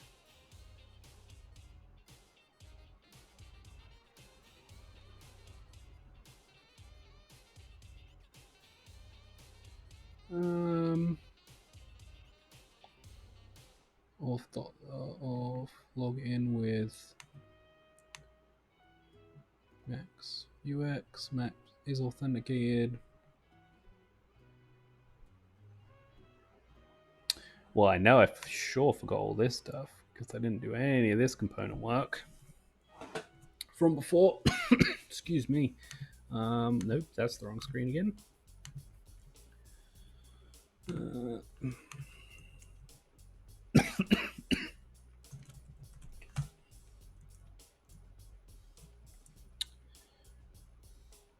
Cool. Where is that nav bar placed? It should be in that first file, right?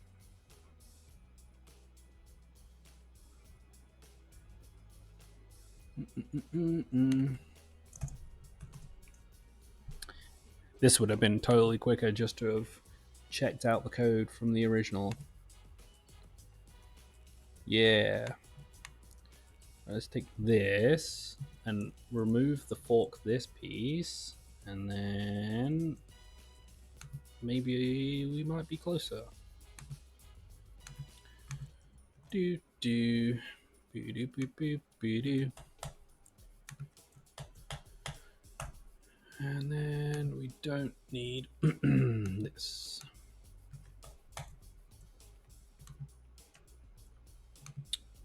Yeah, I know. Yes, just always do it with this.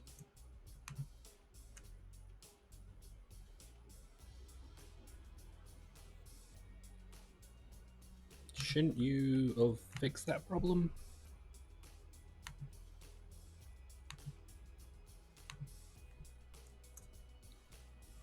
No? Just my personal opinion? Okay. Cool. Well, that seems like a good strategy. Wait. Is this file? Oh. Getting mad at it. Wrong file.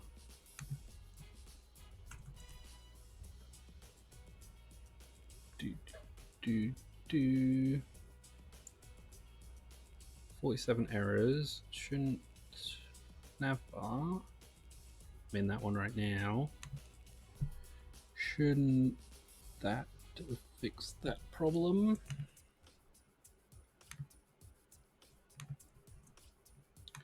Well, this is like the most frustrating thing in like the universe right now, because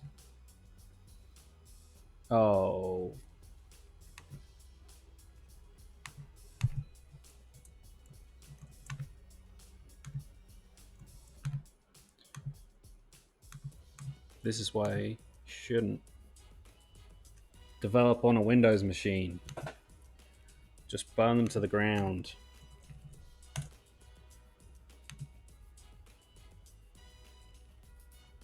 Okay. So let's see here.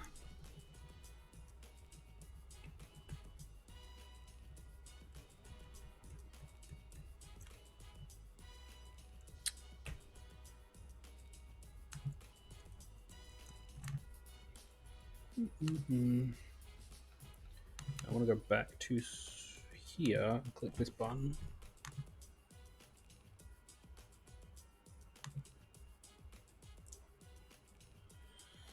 Well,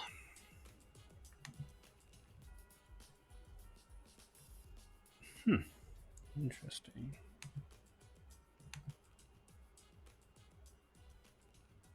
All right, let's just test this out and make sure that everything else works, and then I'll fix it off stream, I guess. Go here and take this and steal it, because loading not.m files right from nowhere land is kind of annoying. So my experience so far has been frustrating. Nuxtjs in a nutshell. Okay, let's see here.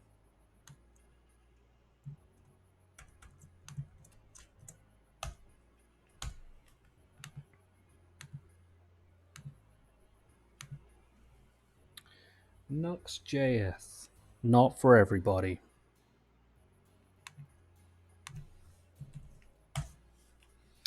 Do.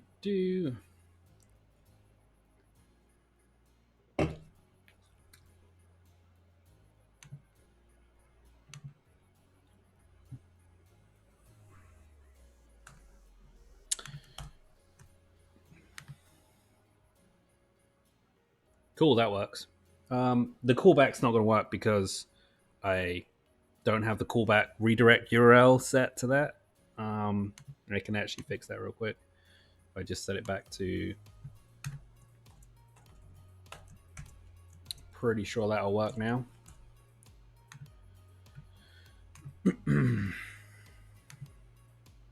Oh, maybe not.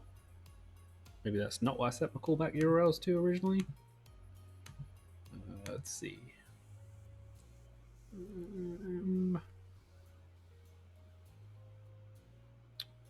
Where did I do that?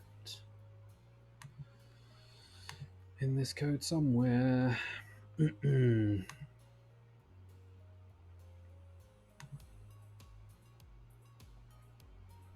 Default window, there's the path name. Guess I could just fix it real quick in here, because none of this is going to stay around anyway. So let's quickly log in. Please remember who I am.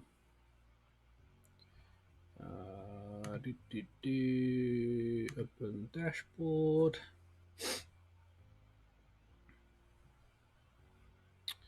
See here. I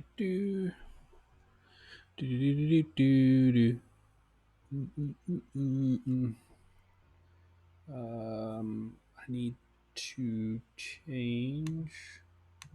What do I need to change? Yeah.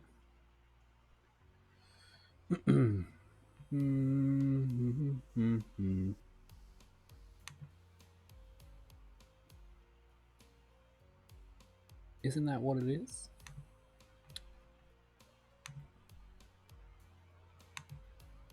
Oh no, wait, the callback is not that, is it?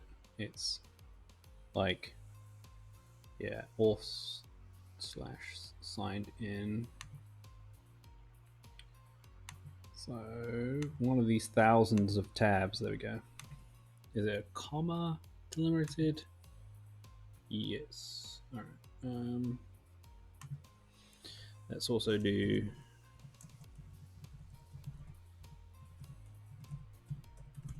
which is my version. We'll just stuff it in here for now.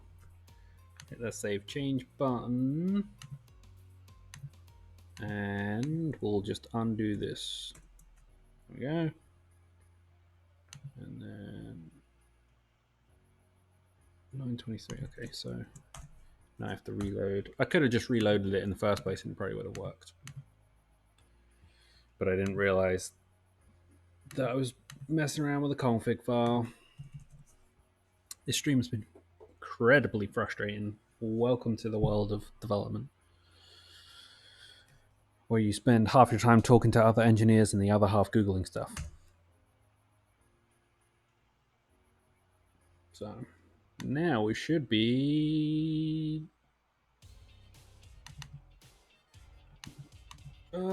okay. It's definitely the right one. I just changed all the callback URLs for this. The priority URL is not listed. Allow callback URIs.